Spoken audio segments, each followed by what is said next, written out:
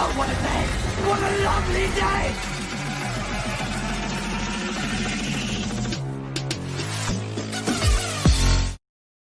Welcome to Flat Earth Debate Uncut and After Show. I'm your host Nathan Oakley, and if you are new to this channel, or you've not done so already, then be sure to subscribe and hit the bell notification icon to keep up to date with the Flat Earth Debate. If you'd like to support the channel, there is a super chat that runs alongside each of these shows while they premiere. There's also a PayPal, Patreon and crypto link in the info box below the video. Speaking of Patreon, I'm going to do a quick shout out to all of you who do support me on Patreon, so a massive shout out of appreciation to Abraham Mohammed, Adam, Adrian Quintana,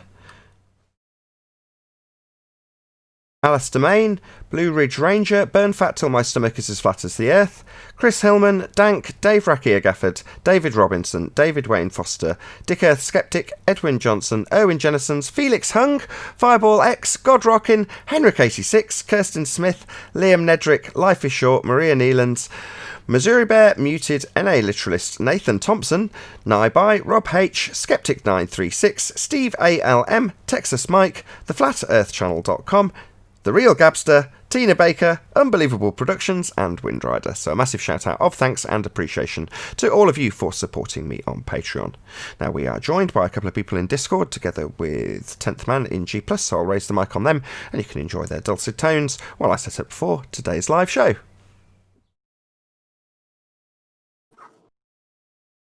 Yeah, that's probably the best show in the last month, I would say, yesterday's show. Like when you got them in the trenches, you got them and they admit to it. And it's like they're going somewhere. But as soon as you go off and they're still hanging in there, they just go right back to like ball mode, called Ballheimer's.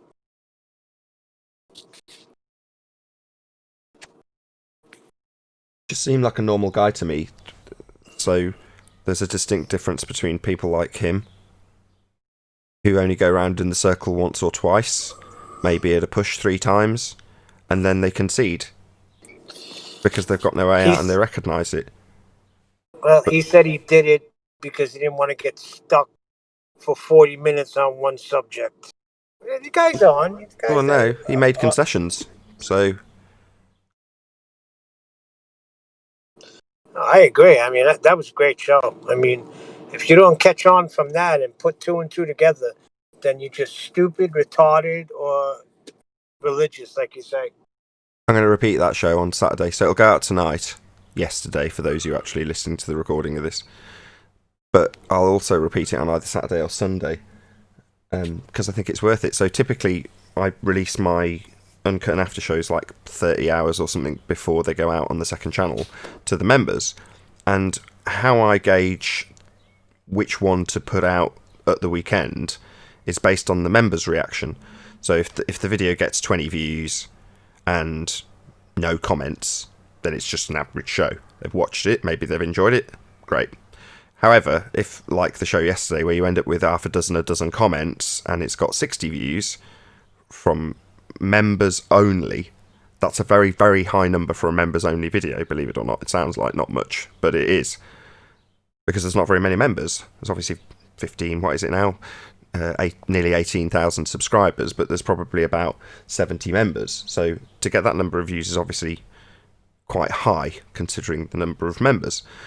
But to get them all commenting as well is like my indicator this has obviously been well received. So that'll definitely get repeated this weekend, as well as going out yesterday for those of you listening, but for us, tonight.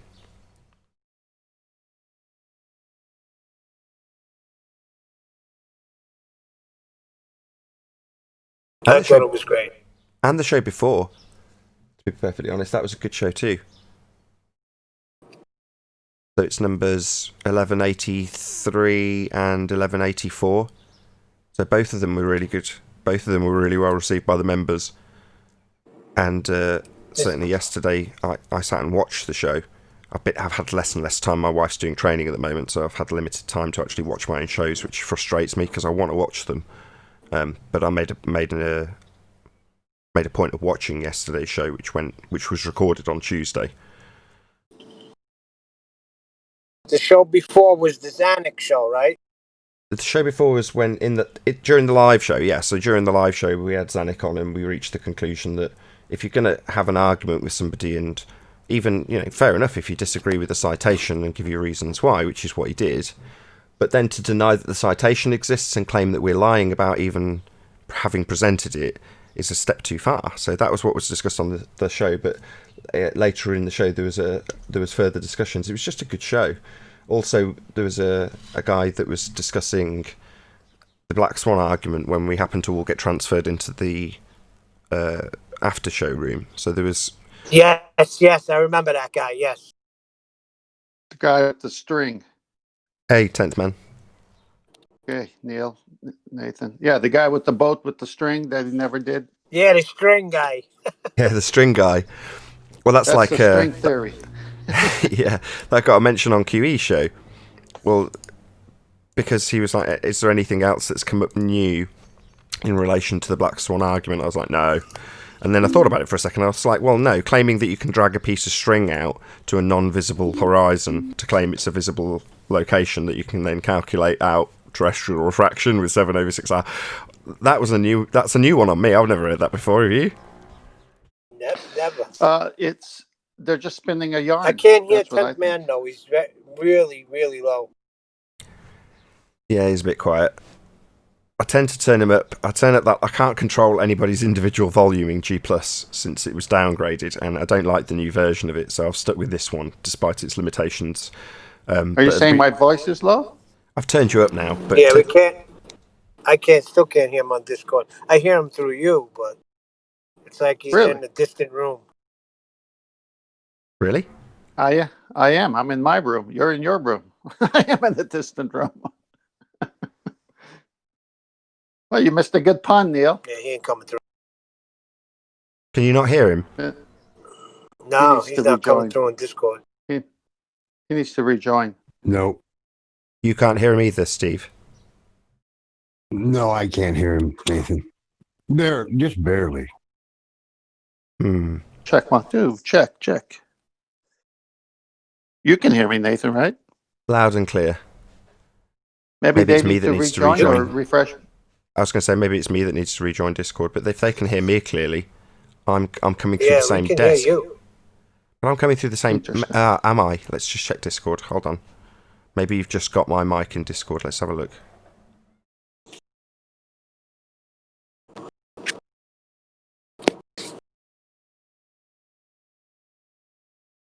Ah, you son of a bitch. Why does it keep doing that? I hate RTX voice now after testing it and it failing. It just keeps setting Discord back to it as a default.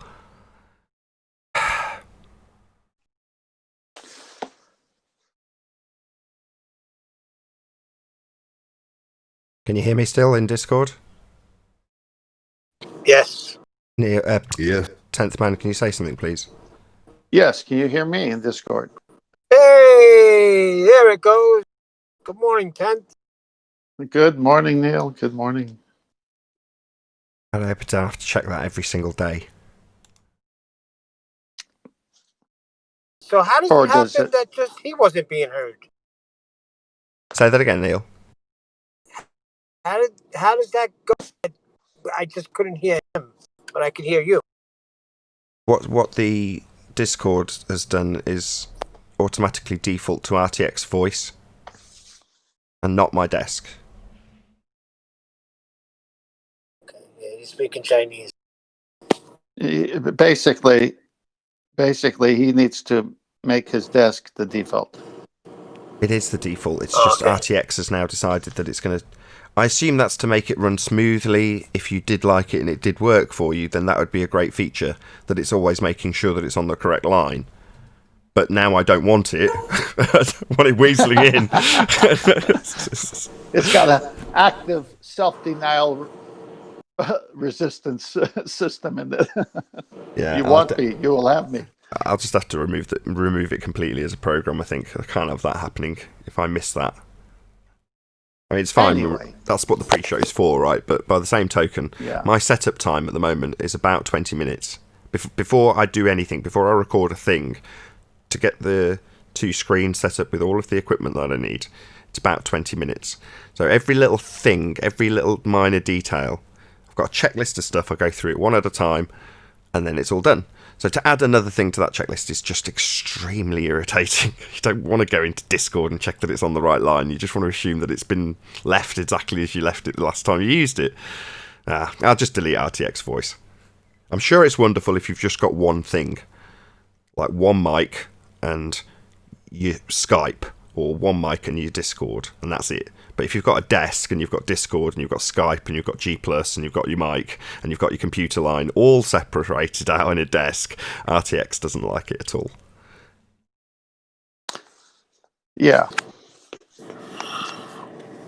Well, Neil, I said a nice pun, but you missed it because of the RTX. Yeah, I missed. We were talking about the guy with the boat with the string. Right. Yeah, so they're going to the string because they need a new elaborate story, so they're spinning a yarn. Boom, boom. Do you stay up at night and think of these, or they just come off the top of your head? No, it's word association with pictures and words. So as soon as you say a word, I see a picture. It's so quick. I've got to jump on it. So even with that yarn, there's another one, because the yarn normally comes in the ball. So as they take that yarn out, they lose their R and the ball too.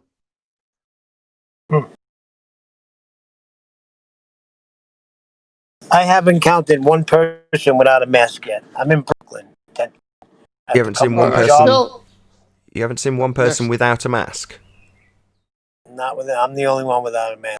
Every single person, down to a baby in a stroller, has a mask. Is it law? I have no clue. If it is, I'm breaking it. New York is a bit more different because of the governor and the mayor. They're both on this thing, trying to put more controls. Whereas here in my county in California versus LA County, which is obviously more restrictive, the sheriff here says, we're not going to arrest you. You don't need to wear a mask. Our sheriff gets it. And so I haven't seen anybody on the mask for a couple of weeks. I go into town, though, and there are still people who choose to wear it.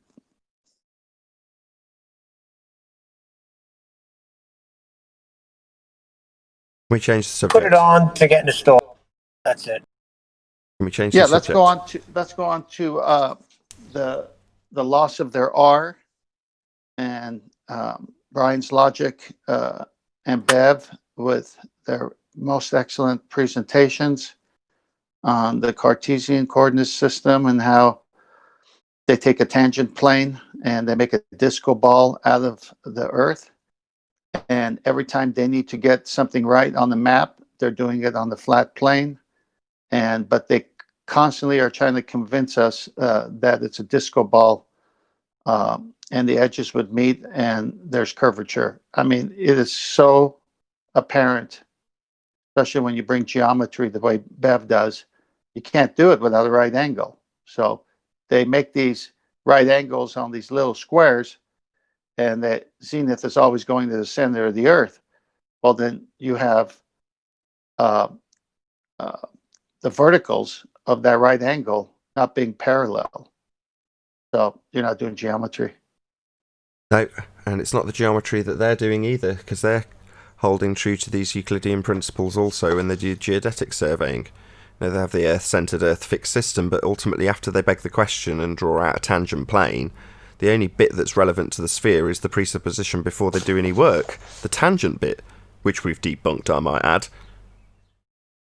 Yeah, exactly. They have to presuppose everything and create those divergence zenith angles because they have to presuppose you're on the ball. But when they're actually doing it, it's on the flat plane. Just like Andrew Thomas Young says, all his refraction studies are done on the plane, just like NASA, Martin Marietta, McDonnell Douglas, when they're describing their instrumentation of their airplanes, jets, whatever, Even the ISS, NASA says it's on the flat, motionless Earth. So, I mean, they're basically telling you it's all on the flat Earth, but they're going to presuppose it's a ball.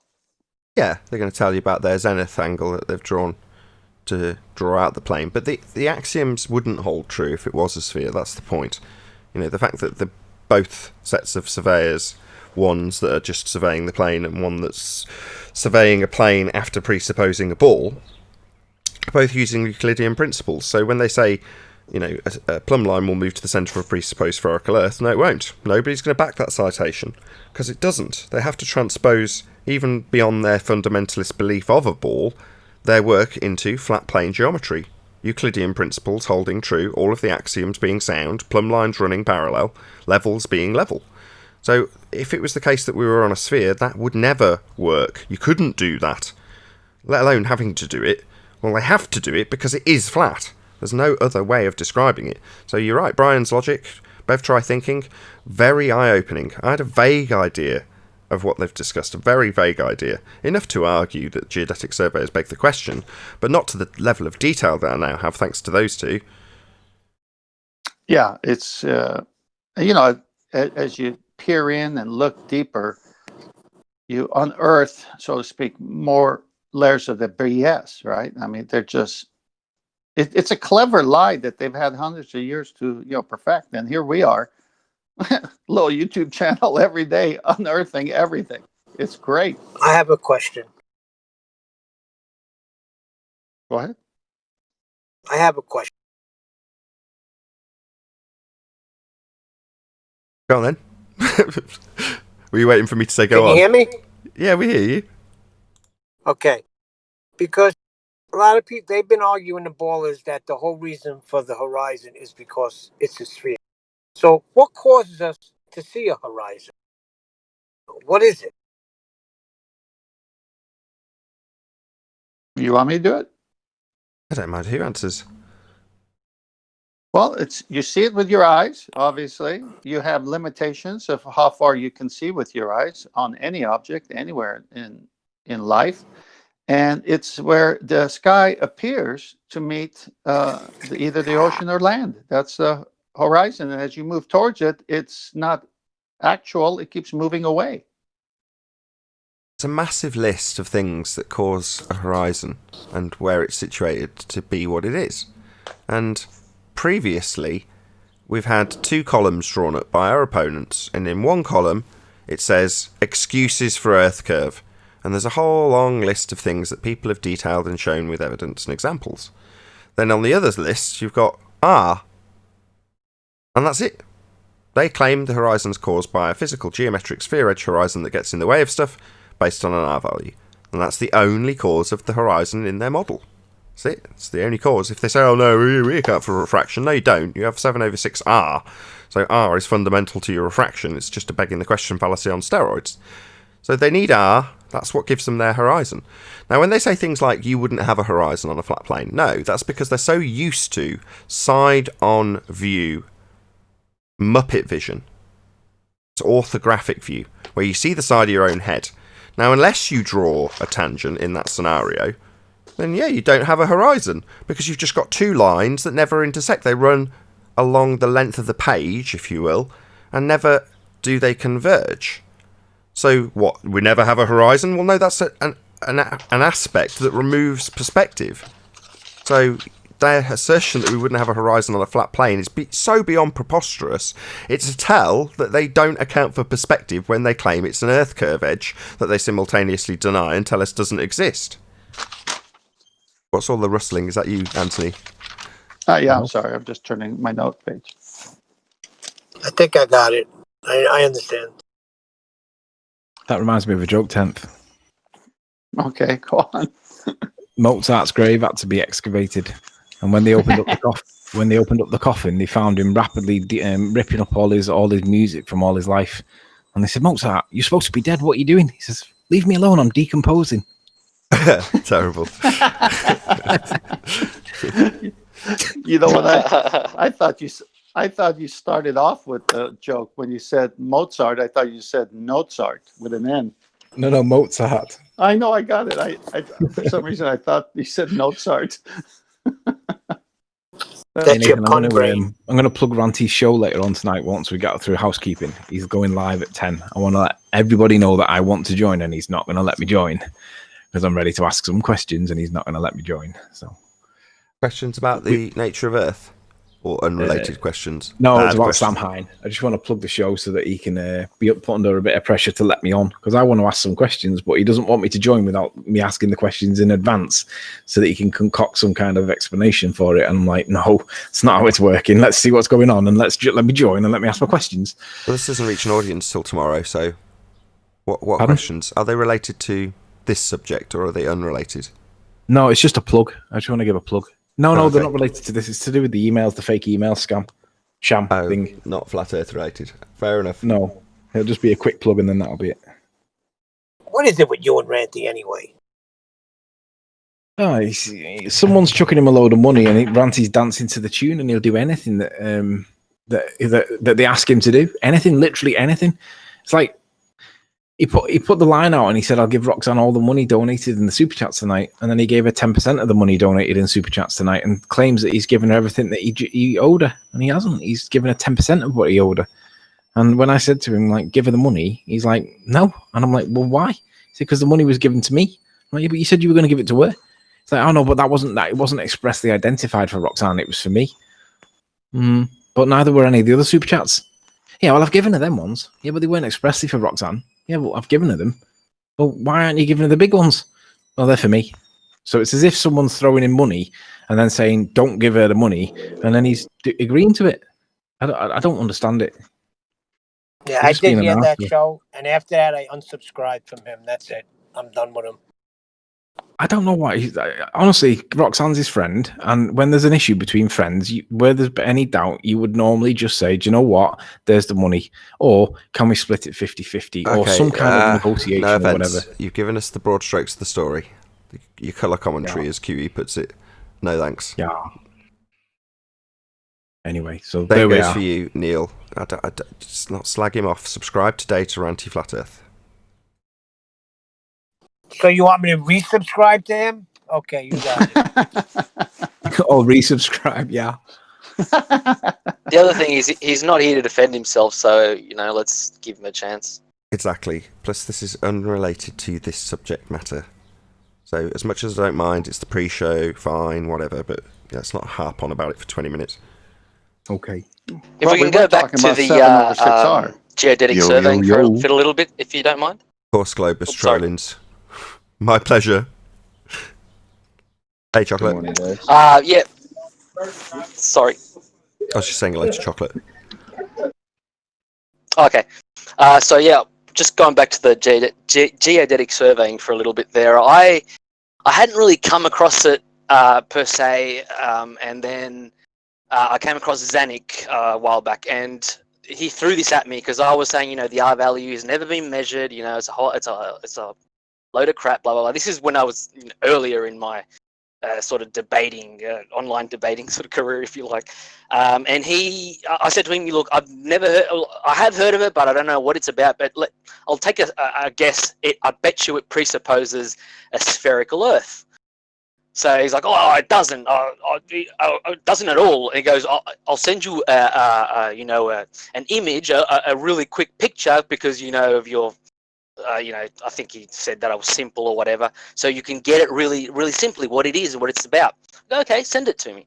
So he sends me this picture of what should encompass what geodetic surveying is in an image, and what's at the very bottom of the image, a curved surface that says ellipsoid on it. Right, with a theodolite placed upon it, and it's got all these angles and blah blah blah and all this, and it even mentions the words mathematical.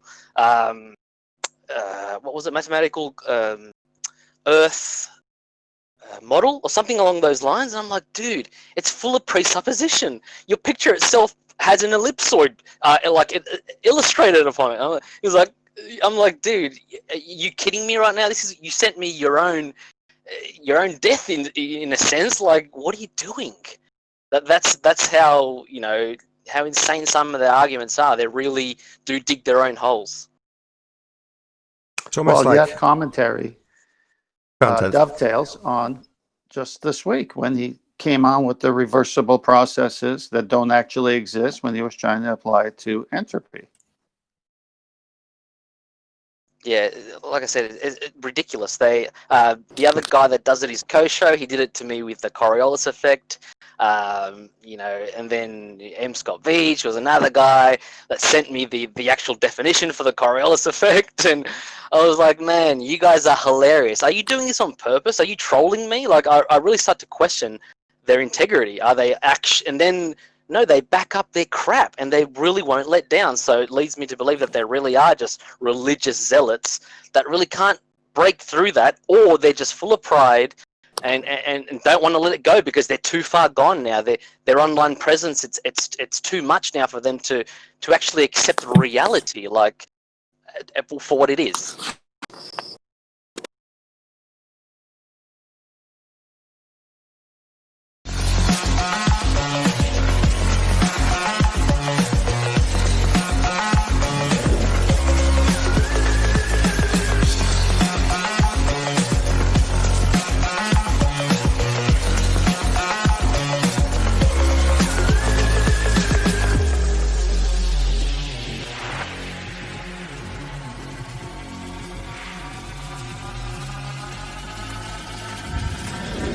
Oh, what a day! What a lovely day!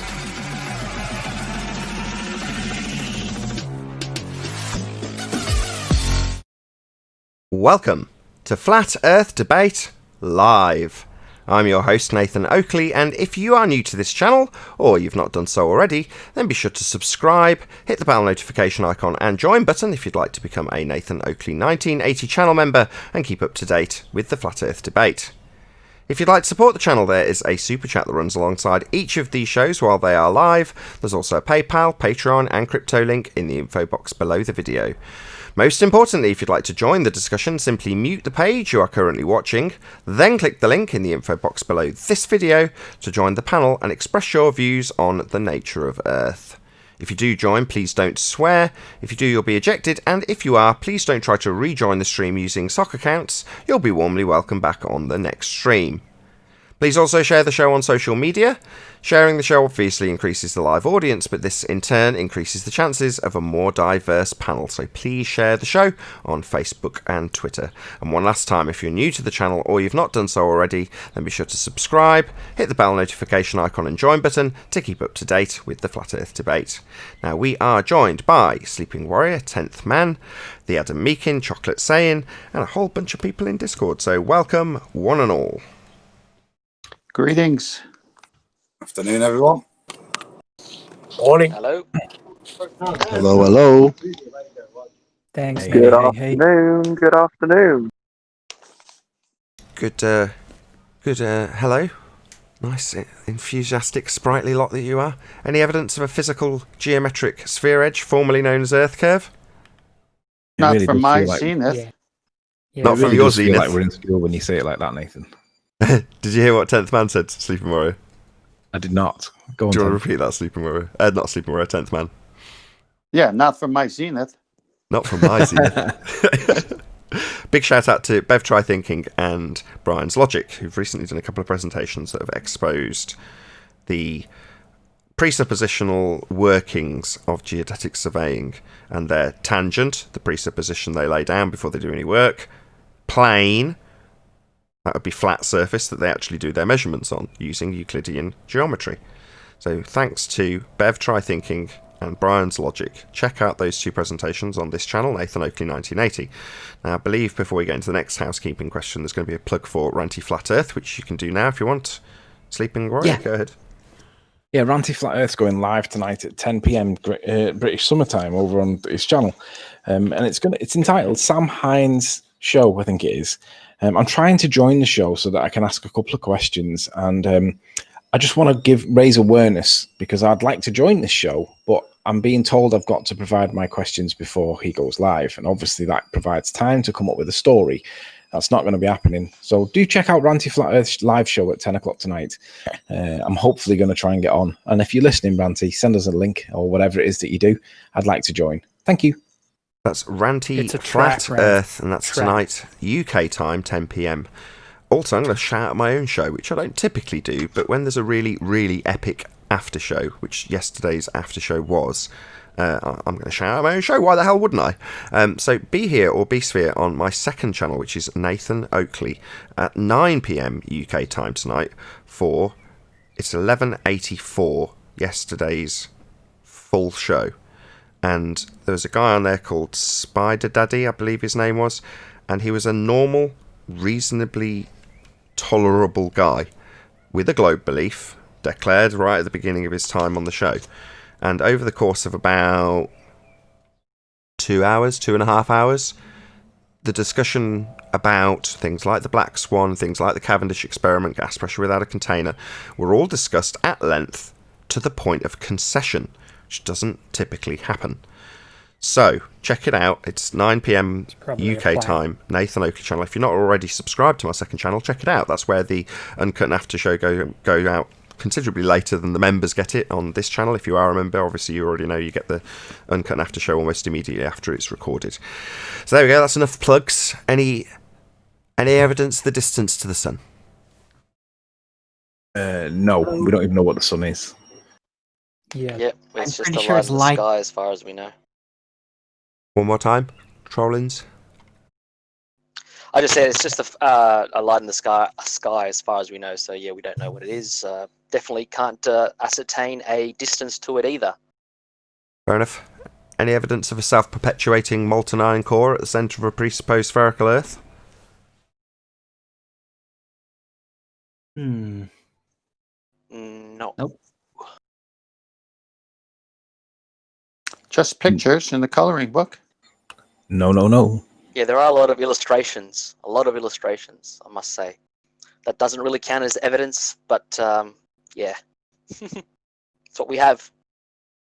Any evidence of axial rotation of the Earth-based variety? If there was, we would know it. We would be able to measure it. Definitely no. We don't have any Earth-based Coriolis effect either observable, so yeah, we're definitely not spinning on any sort of axis. I don't know if the Earth was a ball and spinning, then yeah, any kind of water body would somehow be influenced by that force that comes with that spin in some way, and there would not be water level, in my opinion. It couldn't exist on a spinning ball. It was discussed again on yesterday's show during the housekeeping. I can't remember who it was that asked, but it got a fairly elaborate answer in terms of ring laser gyros and how they operate. And Professor Phil Bell left a comment. Didn't actually qualify his response in this regard, but he basically said my description of what occurs with Earth turning underneath a ring laser gyro was woeful, or words to that effect. Do you know what my response was? What? Water vapour is gas. Shit for brains. I bet he was fuming. Oh yeah, he was steaming. Can I just ask I like that better. why there's even a question mark over water vapor being gas? Where's that come from? Prof. Phil Bell, Sean Hawkins, and a whole bunch of other idiots sat around for 3 days solid laughing at us because we said water vapour was gas. And they said it was preposterous. We pointed out how wrong they were with a few citations, and they doubled down on it 2 straight days afterwards. So for 3 solid days, they were laughing at how stupid we were for stating that water vapour is a gas, which it absolutely is. Right. What do they think it is? You gotta instead? keep up with They the think flat it's Earth debate. micro droplets of water basically floating in between the rest of the gas. Oh, right. Okay. So here's the problem with water vapor being a gas. When light refracts through water vapor, it's less dense than the air around it, and that causes the light ray to deviate from straight and bend slightly up relative to straight. That really doesn't help you guys when we're making observations over water, because if the light rays are bending up, then that's going to make it's going to make your model not work at all, is it? It's not going to be bending the light around the curve of the Earth. It's going to be bending the light the other way. What, like it does with the horizon at the moment? Don't know. I'm not up to speed with the current topics. The horizon's being bent Well, the when opposite direction, isn't it? Normally things are being bent down or bent and then brought back around the curve of the Earth. Yeah. Anyway, moving on. Any single viable Well, hypothesis? Hang on. Go on. Yeah, when they said for 2 days in a row, they were actually described. I mean, we were laughing so hard, so they were just proving that it was laughing gas. That's what they were doing. Yeah. Have they lost the ability But to the even greatest part, Nitrous. when that was brought up was that on that very show, I asked 3 of the ballers on this pen or on Discord or wherever, when water evaporates, what does it turn into? And all 3 said gas. So yeah, apparently Sean Hawkins and the whole Z group over there, they just, I don't know, their cognitive dissonance is just They've hurting got to them. be trolling. They can't have been serious, surely. No, they were Well, they were serious. laughing. Sean what I- Hawkins himself said, what did he say? He said something like, oh, it's in a gaseous state, but it's not Gaseous. gas. Like, So if it's in a gaseous state, what is it if it's not a gas, if it's in a gaseous state? What was he saying it was? I don't know. Gaseous. Ask him. It's gaseous, I guess. I just don't understand how we can argue that. Bro, everything we say, they just have to try to make it look stupid because they don't have a ball, they don't have a radius, and we just have to be made to look stupid. That's it. Come on, Meek, Or you're Nick. going to say something. Well, I just got to say, can they not? All I did was type water vapor into Google. Right? It comes up water vapor. Water vapor or aqueous vapor is the gaseous phase of water. It is one state of water within the hydrosphere. Water vapor can be produced from the evaporation or boiling of liquid water or from the sublimation of ice. I mean, Do a couple of quick super chat shout outs. So shout out to Ranty, who thanks me for the plug, and also shout out to Unitox Femu, who just gives me money. Thank you very much indeed, both of you. And also Elijah Freeman, who says, I'm trying to join the show, but there's no space in Discord. Okay, so yeah, you're right, it is full. Maybe we'll have to move some people out, Elijah. My bad. Thank you for the super chat, though. Shout out to my whoever's boy not Eli. speaking, So, bounce. so Adam, when you look it up just that easily and see it, they could do the same thing, right? And they see the same thing you see. So what's causing this brain damage of theirs? that was the point I was making. You know, it doesn't take long, a second to do that. So are they? You remember a few years ago, Oren was like super contrarian. He'd argue anything just for a laugh, wouldn't he? And it's almost Sorry, like that, hold but on. not for a Correction. laugh. First It's correction. just- Hold on. Why did you phrase that in past tense? well, because I was being kind.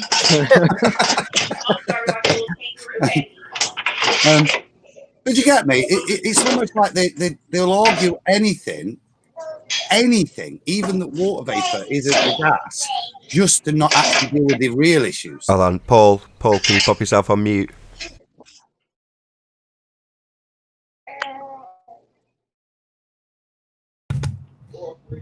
There you go.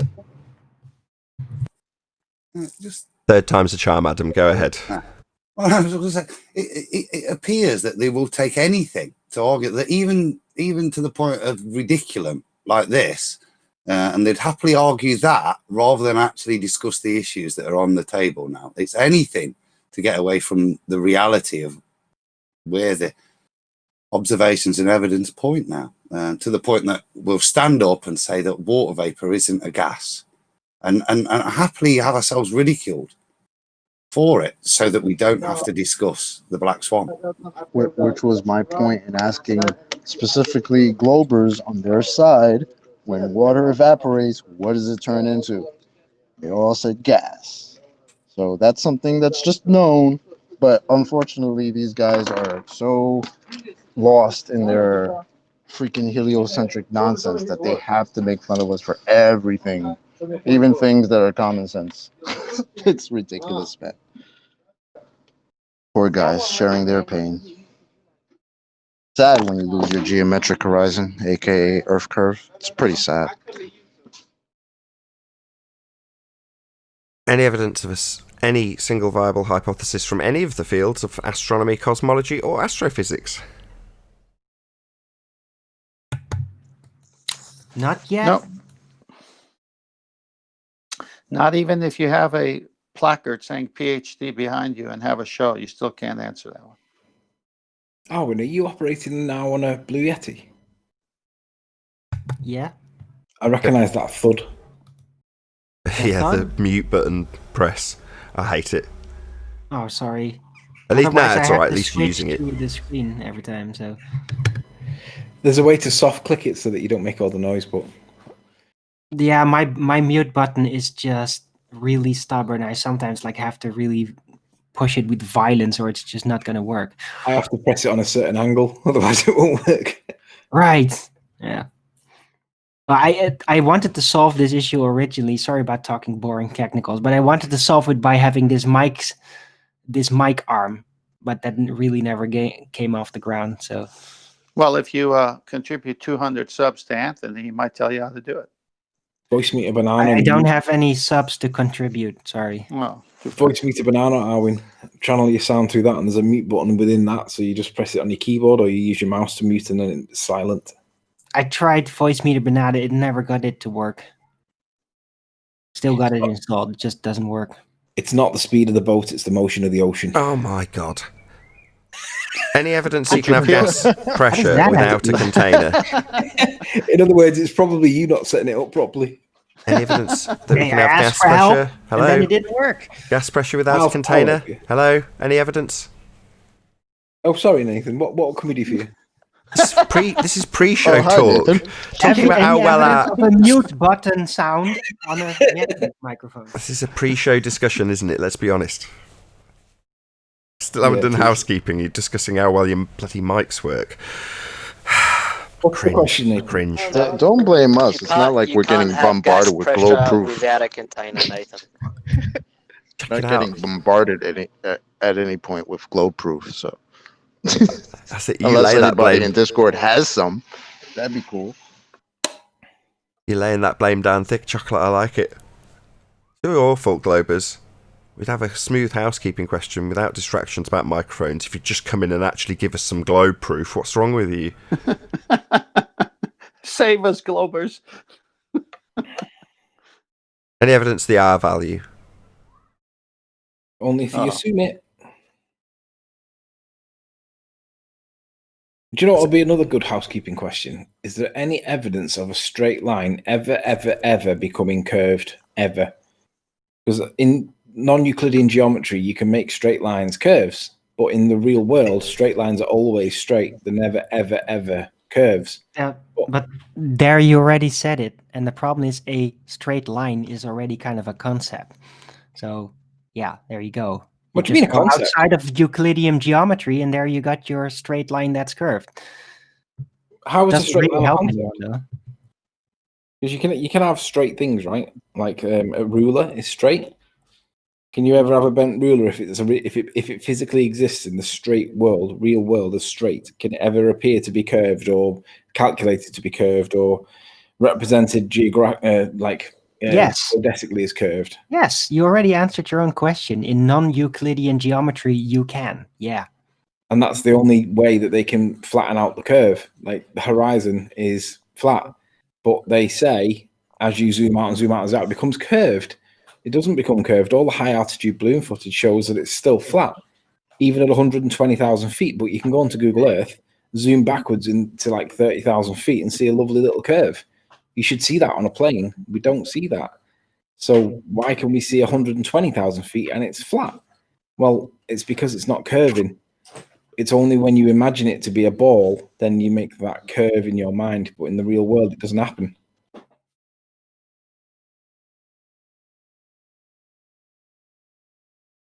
Yep. Absolutely mind-bending.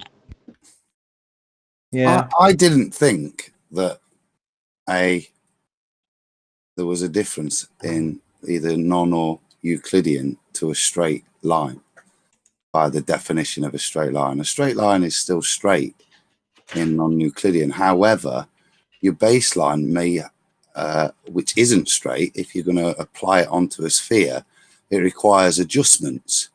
But they're curved lines in the non-Euclidean. They're not straight.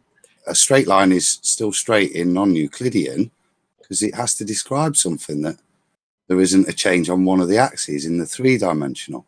But with spherical, that change in the three-dimensional has other effects on the other coordinates, and it's that conversion system, which is a link between the two. So they are different types of geometry, but a straight line is still a straight line in both types.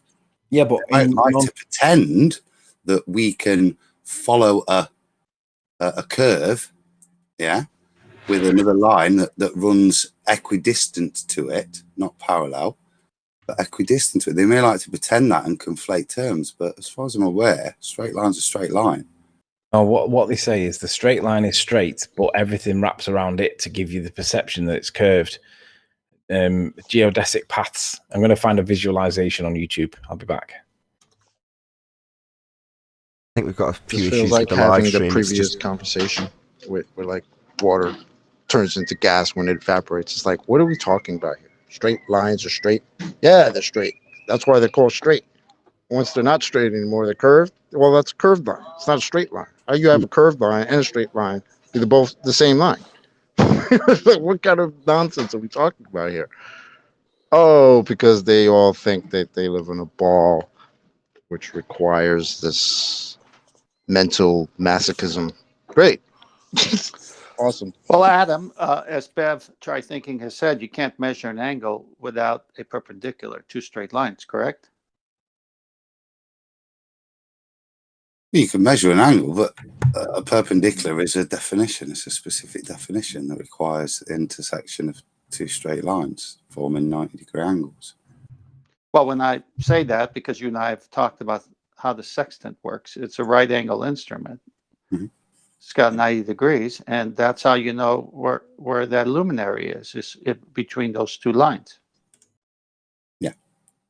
So it assumes a planar surface. So a sextant only works on a plane. It seems like YouTube is stalling or something. Yeah, I've been super chatted by Emma UK to tell me exactly that, but at my end everything's perfect. So YouTube on the live dashboard is saying stream health perfect, and then all of my bit rates are perfect, 0 drop frames, everything's perfect. So I think it's a YouTube issue, so we're just going to have to carry on regardless and hope that it renders okay.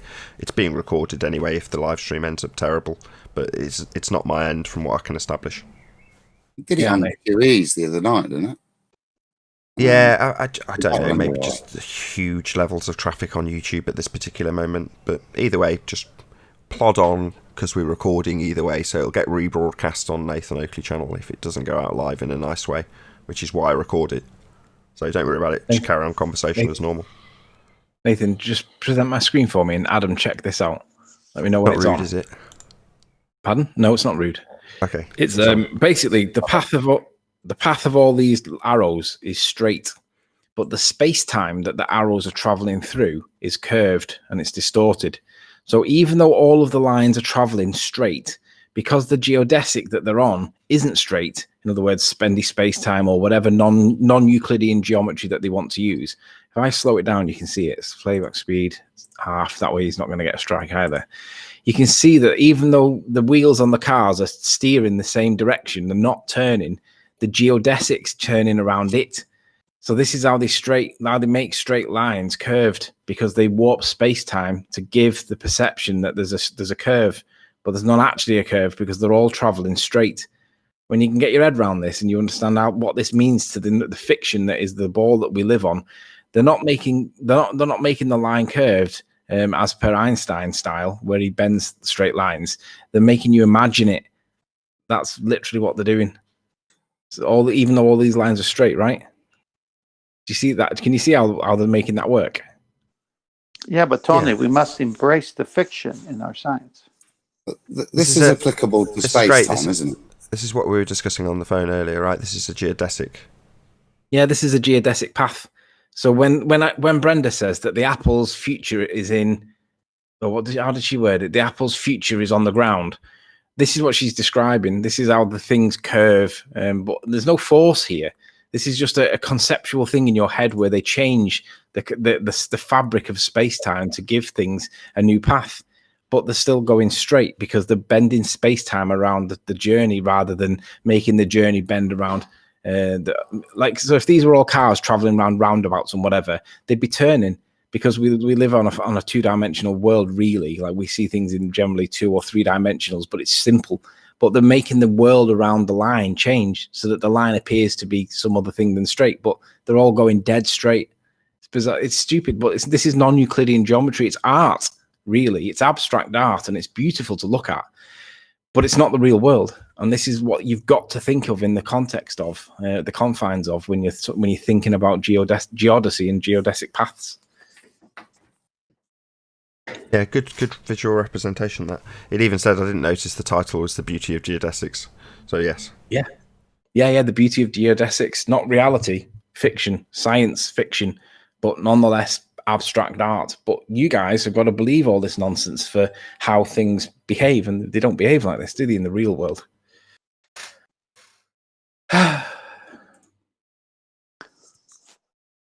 Well, you wouldn't think that if they actually believe this, then they should be able to produce their R. Yeah. And since they can't produce their R, then, like you said, this is just fantasy. Because they need R to back this up.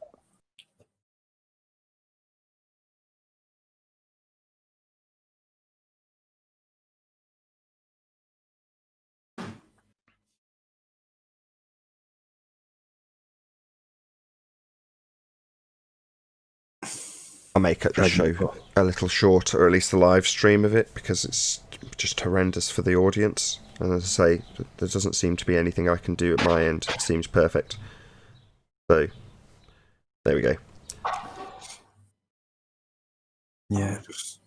Just really wheeling here. Well, it's just got the whirly whirl on my end, and now it's doing it on the live dashboard as well. So it can only be a YouTube issue. Like I say, my systems are all working perfectly. Nothing seems to be showing any issue. Say again? They're choking it. Maybe choking my bandwidth. Yeah.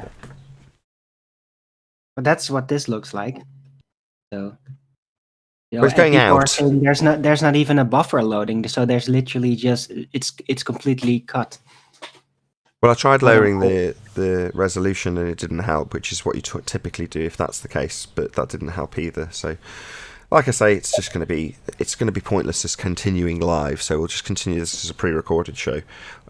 If you can hear live, however, there's going to be, I'll do a second plug for it, an extra long, extended, over 3-hour show tonight on the second channel. So go and subscribe to Nathan Oakley channel. Today is the 11th, and tonight at 9 PM UK time there will be an extended Uncut and After show, which is truly epic anyway. So don't just subscribe because I've told you to. Subscribe because there's going to be an epic show tonight at 9 PM UK time. So with that, I'm going to say a huge, massive, enormous thank you to both Discord and G+ panels for making today's live show possible. Technical issues aside, stay tuned if you are watching on the Nathan Oakley 1980 or Nathan Oakley premiering streams, as there will be an after show to follow.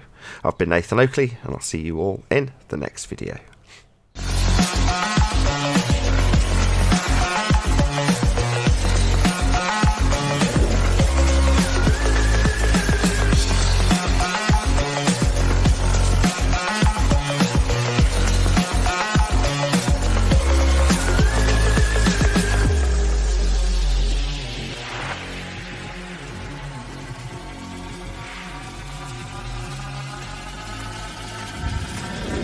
Oh, what a day!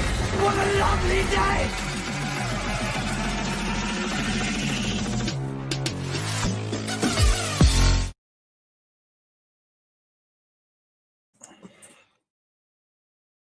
Oh,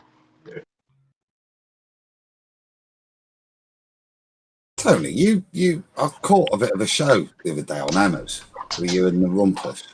Yeah. Discussing centrifugal and pedal forces caused by rotation. Yeah. Have you never seen my presentation on that? Yes, a long time ago. Forgotten about it though, if I'm honest. I did the maths, I think, that you were relating to for you.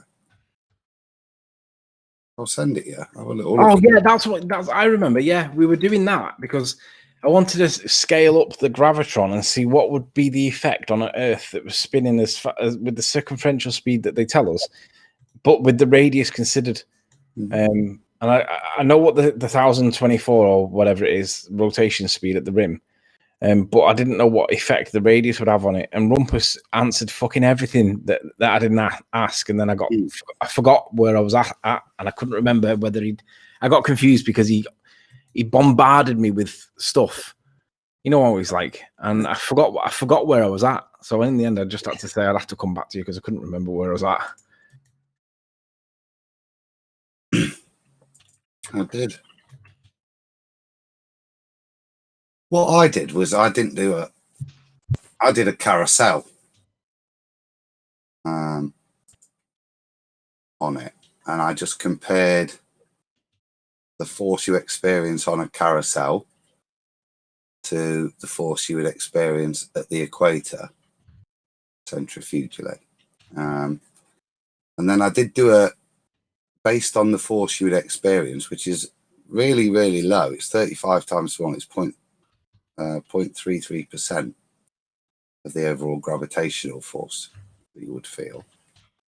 I then back work that to say, well, what speed would you be on the carousel at that would apply an equivalent force to you? So what would that actually feel like? So what I worked with, actually, shall I screen share? If I screen share, I'll let me know when you're ready. Yeah, 1 second, mate. Let me know when you're ready. Oh.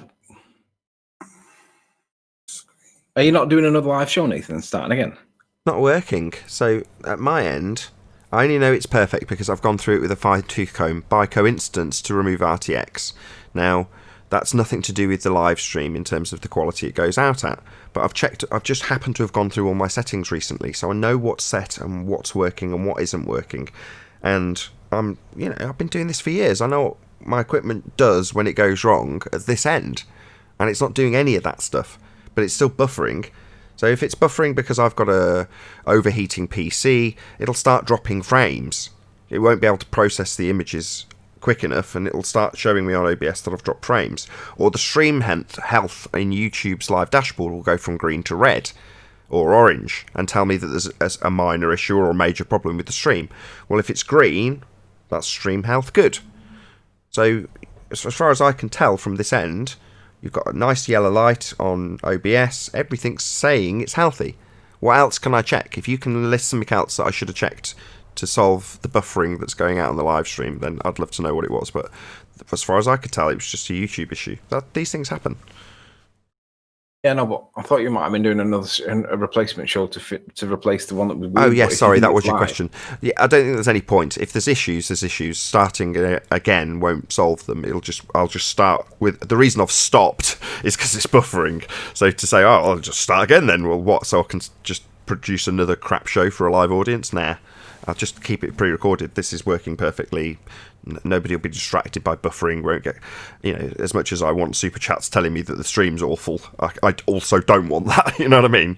Anyway, Adam, you're presented. I've got it up. Centrifugal formula. Yeah. So it's just that's obviously the formula you guys I think were using. So I did it on a carousel and assumed the basics of a carousel of radius 5.4 meters, so a big American one. Got the speed off the internet, and that gives you a force pushing you outwards of 54 newtons for a 50 kilogram person. We did the ball earth at the equator, and that gave you a opposing gravitation of 1.596 newtons, which, like I said, is 0.33%. So what I wanted to do is, okay, how could I express that feeling back from the equator, that 1.5 newton force? Could I express it back onto the roundabout? So in effect, what speed would the roundabout be going to give me the same force? And that's what I was trying to do. What I was trying to do. Yeah. So that worked out that the roundabout will be moving at 41 centimeters a second. So quite slow, but it's still moving. But it's a lot slower than what we can actually absorb, right?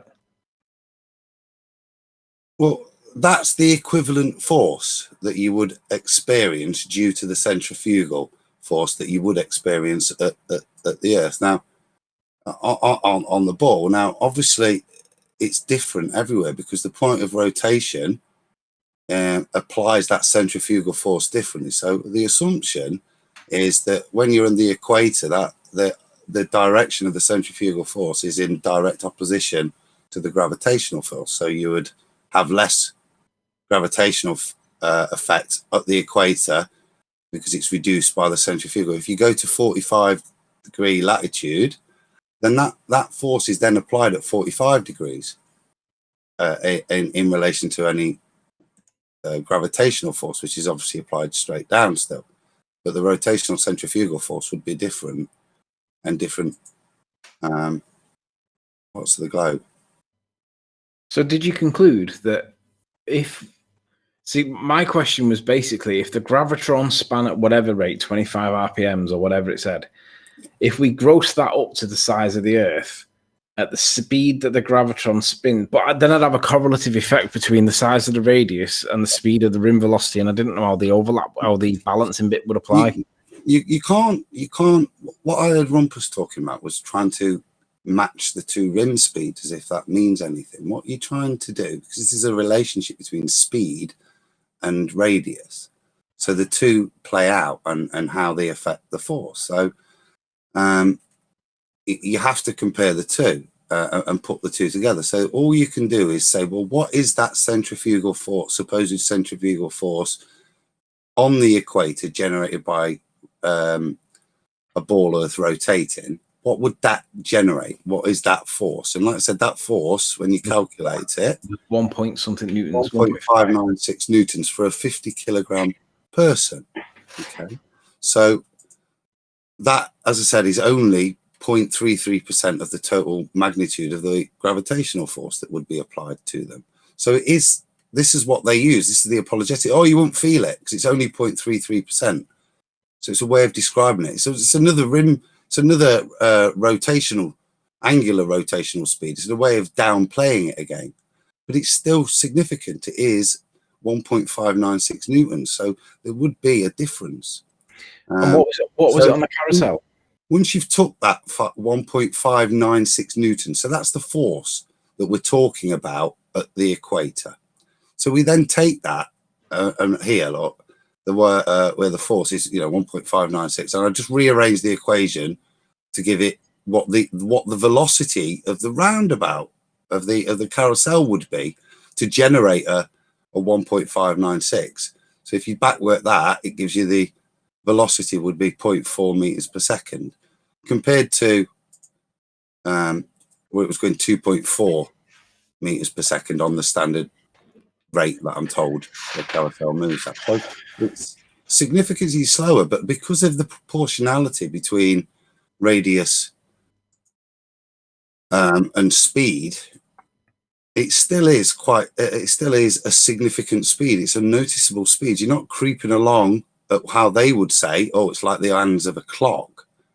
Yeah, because the two play out. So it turns out to be a rotational speed of 0.415 meters per second is the equivalent force you would feel on that carousel compared to it. You were to translate. So what you're saying is that you would feel the centrifugal force on the carousel, therefore you should feel the centrifugal. But wouldn't the equivalence principle argue that if you're on the carousel at that speed and then it doesn't change its velocity, it keeps it constant, would you ever know that you were moving? Okay, yeah, wouldn't you? Because you just have to walk around on it. That's the question. If we've balanced the forces, so the question you have to ask yourself is: if I'm on that carousel, on that horsey there, and the carousel is moving at 0.415 meters per second, would I feel an applied outward force to me? If you were to stand on the spot and rotate 360 degrees, you would feel it would be biased one way, wouldn't it? Yeah. Or if you put a marble on the floor, would it roll off with it moving? Yeah, it would, wouldn't it? But it doesn't. Here's something else, Adam. I'm sorry. Yeah. The other thing is, too, they say you would not feel it. They have to show how the human body's system cannot sense that. Yeah. You see what I'm saying? So just because, okay, there's this 1% thing that you would not feel, well, you've got to show that the body would not feel that first. You just can't make that assertion. Hey, Meekin, on a different note altogether, Ranty's got a live show tonight at 10 o'clock. he's got Sam Hine on. I don't know if it's some kind of trap or whatever, but are you up for joining and asking Sam Hine some questions? I've no desire to ask the man any questions. I sent him a polite email, and he responded to it. Yeah, I did too. If he wants, that's been put out there.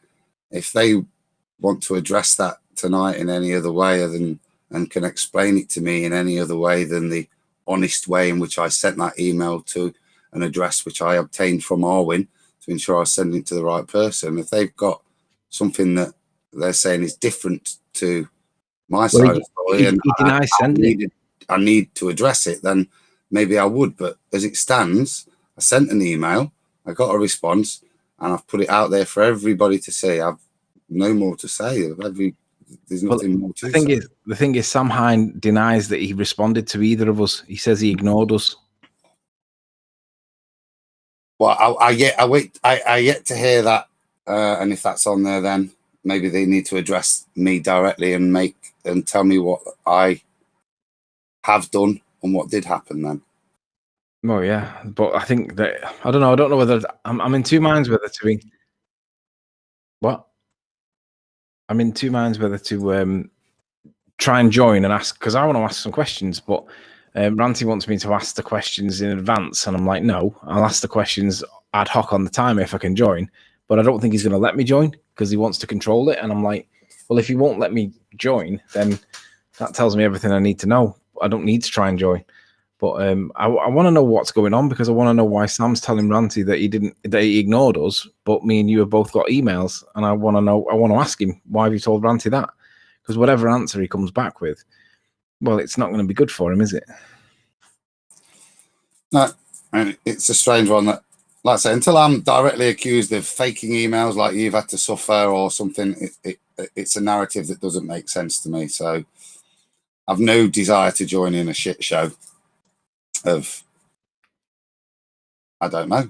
The only thing the only thing I can assume is that somebody's going to accuse me of being a liar or a forger or a faker. Well, I've laid out there what I've done. The email's there for people to inspect, and I can do no more. I've got no desire to try and prove my validity or honesty, especially when it's not, oddly, like I said, it's not been questioned like yours. He's very reluctant to criticize you with faking emails, but he has done it when pushed.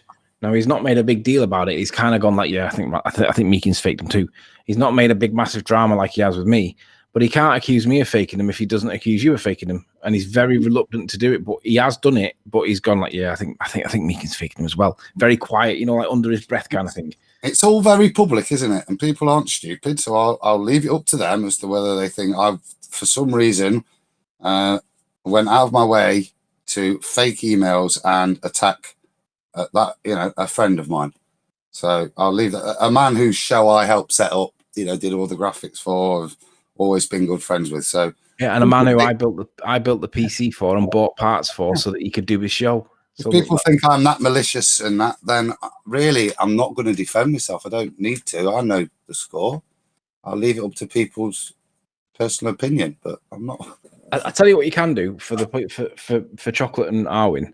You and I didn't realize that the two of us were messaging Sam Hine in the background until we'd already done it. Then is that right? Can you confirm that I'd already messaged Sam Hine and you'd already messaged Sam Hine before either of us knew that the other had done it? No, not exactly. You told me you'd messaged Sam, and I, whilst we were all talking, just sent that email that I've showed everybody whilst we were discussing it, saying what the bloody hell's going off. I then sent that email, and that's exactly what it says. Can you tell me what's going off, please, Sam? And when I'd sent that and got it back, then I told you guys I've had an email here as well. Right, so I'd already sent mine. I didn't say I'm going to send an email. I'd already spoke to Arwin hours before on the same day that you. Right, so in terms of beforehand, I'm not really involved in this, guys, but I spoke to you guys. I did give Sam Hine's email. Yeah. I spoke to you guys before and asked for Sam Hine's email so that I could send an email myself before I knew that Tony had sent an email. But when I actually sent my email, I did know that Tony had sent it, but I hadn't actually sent mine at that point yet. But I didn't tell Tony I was sending it. He just thought, but I'd already arranged by getting the email from Arwin. I'd already arranged that. That's the timeline to my understanding. But because I was independent, wasn't it, of each other? Is the point I said. Yeah, that's the point. It's independent. So I'd already emailed, not knowing that Meekin was going to do an email, and then he'd done an email, but I'd already sent mine anyway. I'd spoke to Ranty in the week via Skype and just said, you know, what's the score, dude? He'd come back stating what he stated. So that's when I then said to Owen, I'm just going to can you give me the email? Because I just want to speak to Sam and just so I've got a clear answer. So I know what each party's saying. Yeah. And that's all I did it for. So, cause, you know, Roxanne's my friend, Ranty's my friend, but it's fucked up, man. And I wanted to know for my own peace of mind, independently, what the score was, which is what I then went out to do. Everybody's seen my response in Sam's. And the thing is, the problem is, Ranty says that Sam Hines told him that he ignored me and Meekin. Well, Ranty's already admitted that the headers are real, but he thinks that the content, the body of the email is faked. Okay, but if the headers are real, then that means that he accepts that Sam Hines did message us back with something. Doesn't matter what, he's messaged us back with something, and that contradicts what Sam says when he says he ignored us. Well, Ranty knows that Sam didn't ignore us, but he's happy to push the story. And I'm like, well, why? What are you hiding, Ranty? Because you know that he's lying. He did message us back. Doesn't matter what the message is. It could be Happy Christmas, but he did message us back. But he's told you that he ignored us. That's not true, is it? Why? What's going on? So watch this space. I guess it'll all come out tonight, but maybe it won't. He won't let me on. Maybe.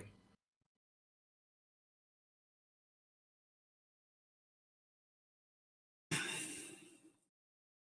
feel like I'm listening to the audio version of Days of Our Lives.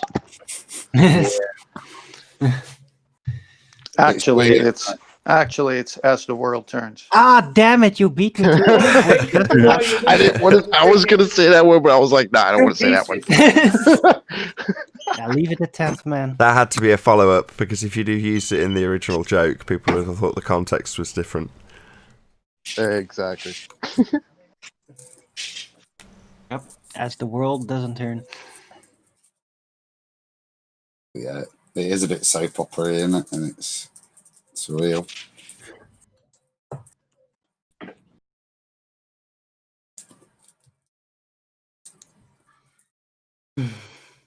Speaking of the world not turning, can anybody prove that it is?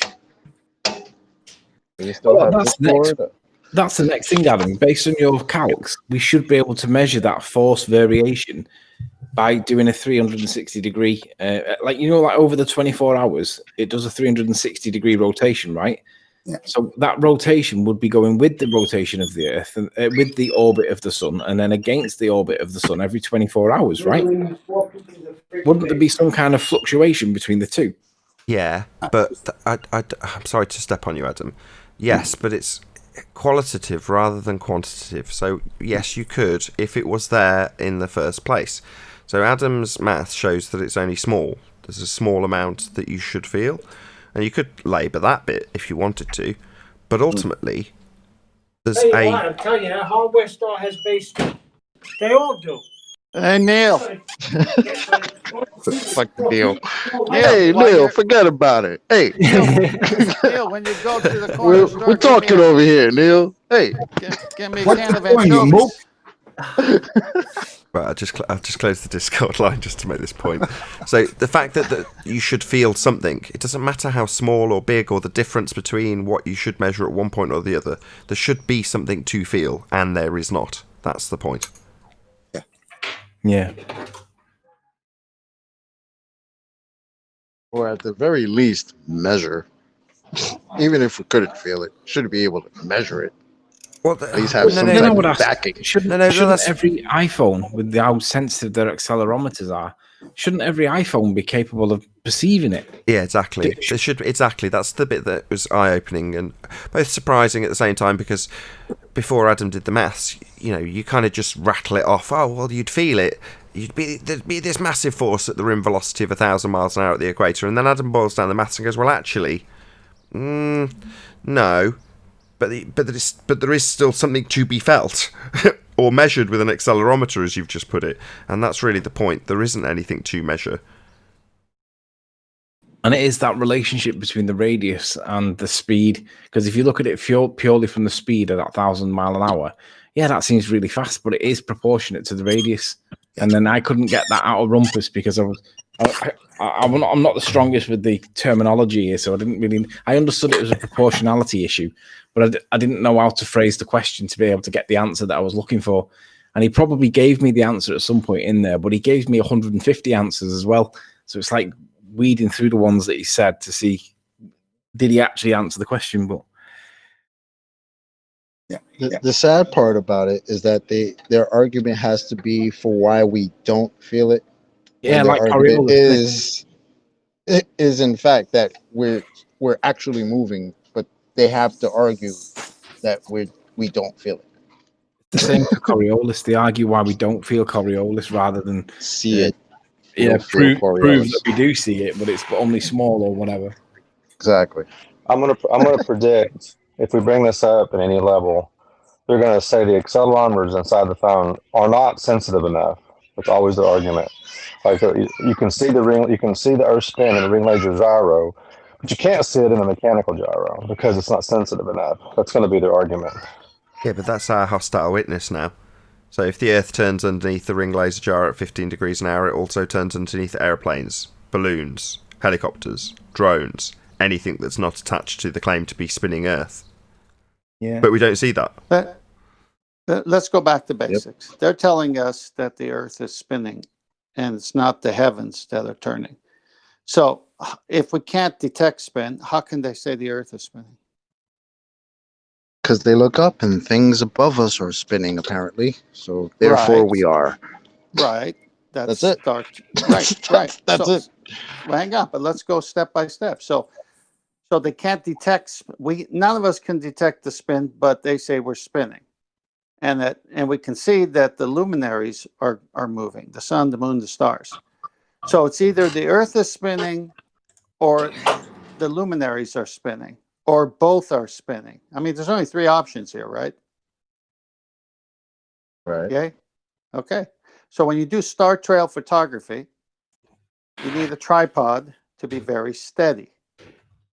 And if you don't have a steady tripod for star trail photography, guess what happens to your images? And anybody? Yeah, Anybody it'll be blurry. jar a camera phone? I mean, and see? yeah, you're right. But this ties into Adam's assertion that there would be something to feel. Therefore, what you're asserting is if that was something that was detectable or present, you wouldn't get a stable image when taking time lapses of the stars, correct? That's part of it, but I want to tie it to all of the movements they say in their narrative, which is 1,024 at the equator, 66,000 plus around the sun. Our own solar system, the sun pulling everything at close to 500,000. And then the Milky Way, which our solar system is in, going at over 1 million plus. So we got all these movements, but you only see the stars rotating and no blur in your star trail photography, which means the Earth isn't moving.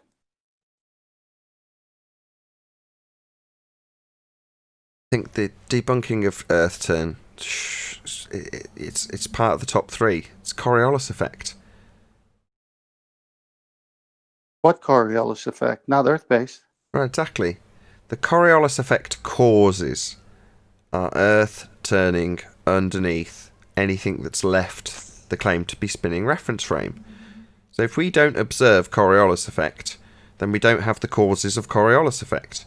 And those causes, i.e. Earth turning underneath, would be demonstrated really obviously in aeroplanes. So to me, that's the start and the end of the debunking of Earth turn, because there's no way around it. The only way they do try and get around it is argue why they don't see the effect. Well, from hopefully 6 months-ish ago, we've started to take that as the affirmation of our win. Well, you're supposed to have Coriolis deviation, Globehead. Exactly. Well, I have plenty of star trail photography with airplanes leaving a trace too, going in all kinds of directions. It's right there.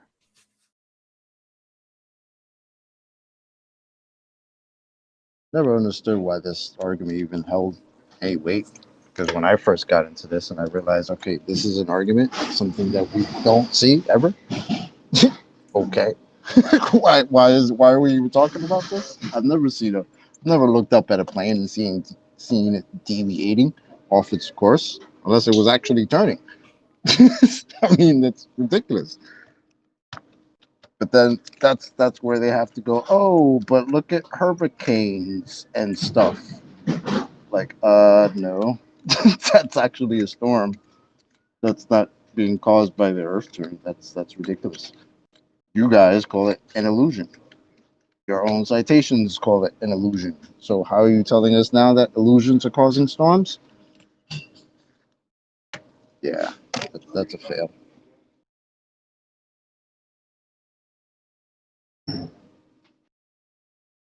Hey, Chemo. Chemo. What's up, Chemo? I'd like to make a comment before we move away from this, but their argument now will be, well, the weight of the airplane changes. That's how you know it's Coriolis effect. Well, a weight change is actually something occurring by a force or whatever. But if it's an apparent force, an apparent deviation, how does that do anything? Again, we're still back to square one. What does the weight of the plane have anything to do with what the person on the ground is seeing? Hold on. Coriolis. Hold on. There's never ever going to be any assertion about the projectile when detailing Coriolis effect. So what is Coriolis effect? Coriolis effect is an observational effect. And it's an observational effect that will only ever take place from the spinning reference frame. So if you start detailing what a plane does and how it does it, what it's doing in terms of its correction or anything else, that's nothing to do with Coriolis effect whatsoever. Because Coriolis effect is only you or a camera observing something seem to drift from your vantage point on a spinning reference frame. So the plane isn't on a spinning reference frame. So you're never going to observe or detail Coriolis effect from the projectile you're observing. Likewise, the projectile doesn't have to be moving. So I'll give you an example. You're on a roundabout spinning. You're the observer. Therefore, this is definitely a Coriolis effect example, because I'm going to be the example on the roundabout looking at a bullet. And as I look at the bullet, travelling underneath it, I am the one spinning, it seems to drift. In other words, it seems to curve. As I look at it and I'm travelling towards it on the roundabout, this bullet seems to drift. I forgot to mention that the bullet's actually perched on top of a lamppost that happens to be right next to the roundabout. So the bullet's not actually moving at all. It's just perched on top of a lamppost. But because I'm spinning underneath, I'll still observe Coriolis deviation. The projectile doesn't even have to move. It just needs to seem to move because I'm turning underneath it. So whenever anybody gets into an argument about Coriolis effect and they start saying, well, the man bouncing on a trampoline won't deviate because this isn't Coriolis effect. Coriolis effect is an observation of apparent drift. Only ever the observation of. Never the projectile, but your observation of something seeming to drift. So just stop them in their tracks. If they say, well, the reason a plane doesn't experience Coriolis effect is because it's powered. What the fucking hell are you talking about? Coriolis effect is an observation of the plane seeming to drift. The guy in the plane piloting the plane hasn't got the slightest vaguest clue that you might happen to be watching it from the ground seeming to drift. Nor is he ever going to compensate for that apparent deviation, because it's an apparent drift, not actual. So the guy in the plane isn't experiencing Coriolis effect and cannot account for it. The only thing he would have to account for would be the claimed cause of Coriolis drift. Now, the claimed cause is Earth rotating underneath. That would be me on a claim to be spinning Earth, looking up at something not on the spinning Earth, let's say an aeroplane, seeming to drift. Well, there's no Coriolis attenuation in the plane. Oh no, over the radio, somebody's watching you from the ground, looking like you're curving. Quick, you better account for that.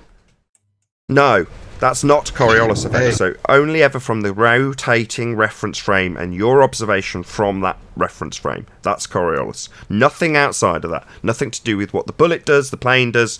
It's only what you see of the bullet, what you see of the plane. And what you're going to be seeing is apparent, that means not actual, drift. Thank you. I think that deal got sealed with Zanuck. Can I say something on that topic of the Earth rotation? Go ahead, Preston. Yeah, I've kind of been, kicking it back and forth with some of the guys that say the planes don't see it for XYZ reason. I seem to hear them say that they're just adjusting for it or, pre-aiming for it. And then as far as more evidence for the rotation, I get told about artillery shells, but I don't, when pressed to the irons to the fire, or their feet to the fire for the scientific experiment, we really don't get anywhere at that point. Okay, so as I just said, in terms of your first statement, which is to say that an aeroplane will account for Coriolis effect, that's an impossibility. It's nonsensical. Because Coriolis is only going to be an observation from the guy on the ground looking up at the plane and going, that plane looks like it's taking a curved path. And that same person watching it, seeming to curve, turns to the person next to them and says, do you know what? It's not actually curving at all. It's just us rotating underneath, making it look like it's curved, would you know?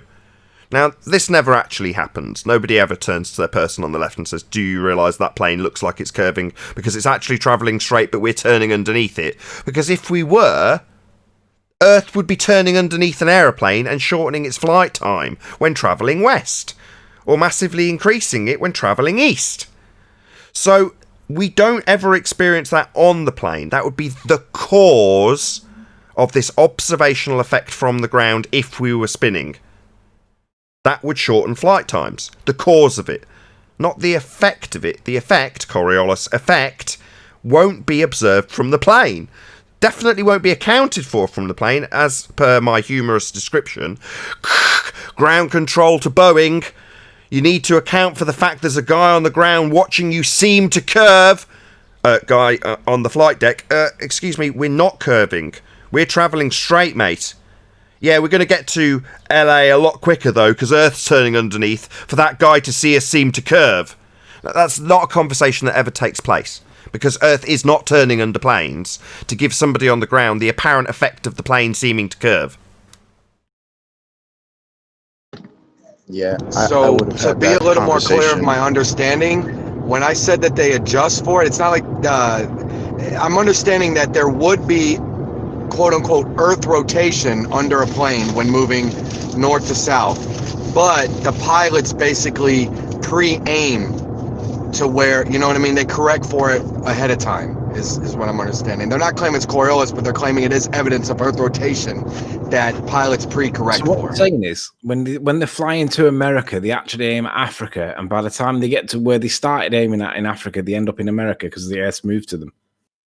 Yeah, the fact of the matter, regardless of what they say at trench level, Earth is not rotating under planes, shortening flight times. If it was, a flight from Charlotte, North Carolina to LA would take 1.5 hours rather than 4.5 hours, because Earth's rotating underneath. This whole, if you travel north, they correct for the deviation of Coriolis drift observed from the ground, is number one, ludicrous. Number two, not Coriolis effect. And number three, Earth doesn't only rotate if you travel north, if it's rotating underneath. If it's rotating underneath, it's rotating underneath regardless of which direction you travel. Yes, but they don't want to give us anything but the north-south because of the change in the, the tangential velocities. As far as the direct east to west, of course, they're trying to say we have to initial momentum or whatever. So we're not going to be able to see it that way. But when you change your latitude, there will be the differential. Again, still don't see the evidence Have for they it. shown you Or that? said the pilot's correct for it. Well, a differential Have would they- be a differential caused by Earth turning underneath, and Earth turning underneath would give you Coriolis effect. So you can't have it both ways. You can't both simultaneously say, we're not going to see Coriolis effect in this particular aircraft. It's not subjective. If you've got Coriolis effect, then you've got Coriolis effect because Earth's turning underneath stuff. And it's not going to distinguish between a drone that happens to be hovering above the ground for an inch or a plane that's travelling west or east or north or south. If it's turning underneath, it's turning underneath. And it would be self-evident that it's turning underneath because we would observe Coriolis deviation from the ground and flights would have their flight times reduced when travelling west because Earth's turning underneath. It's just that simple. Now, it does not demonstrate this. Therefore, they have to justify why we don't observe Coriolis effect. Or why planes don't have to correct for Earth turning underneath. They justify why we don't have the effect, in other words. Because they don't have it. They need it. I agree. It would be there if Can I say Earth was something turning. about Can I say something about the airplane that's, let's say, aiming for it's going? It makes me think, if you're saying aiming, it looks like you're leading a target. When you're a sniper, you have to lead the target. Well, if that's occurring, even for the observer, even though he may be the pilot may be aiming where he thinks the runway is going to be, the observer would look like it's actually him deviating still to match it. It would still look like he's deviating, no matter what you do. I agree, and I wanted to follow up and ask you how we would see, even if it's small, right? We should see jet streams have some sort of curve to them, right? Yeah.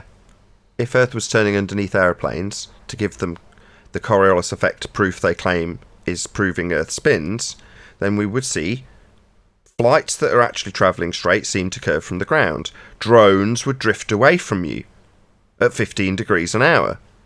Balloons would take off and a different country would come to them as they just sit in the air because they're no longer attached to a claim to be spinning reference frame.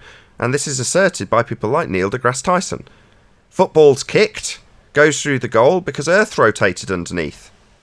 That would be Coriolis deflection, apparent deviation from the ground. The ball didn't really curve when you were watching it from the stand.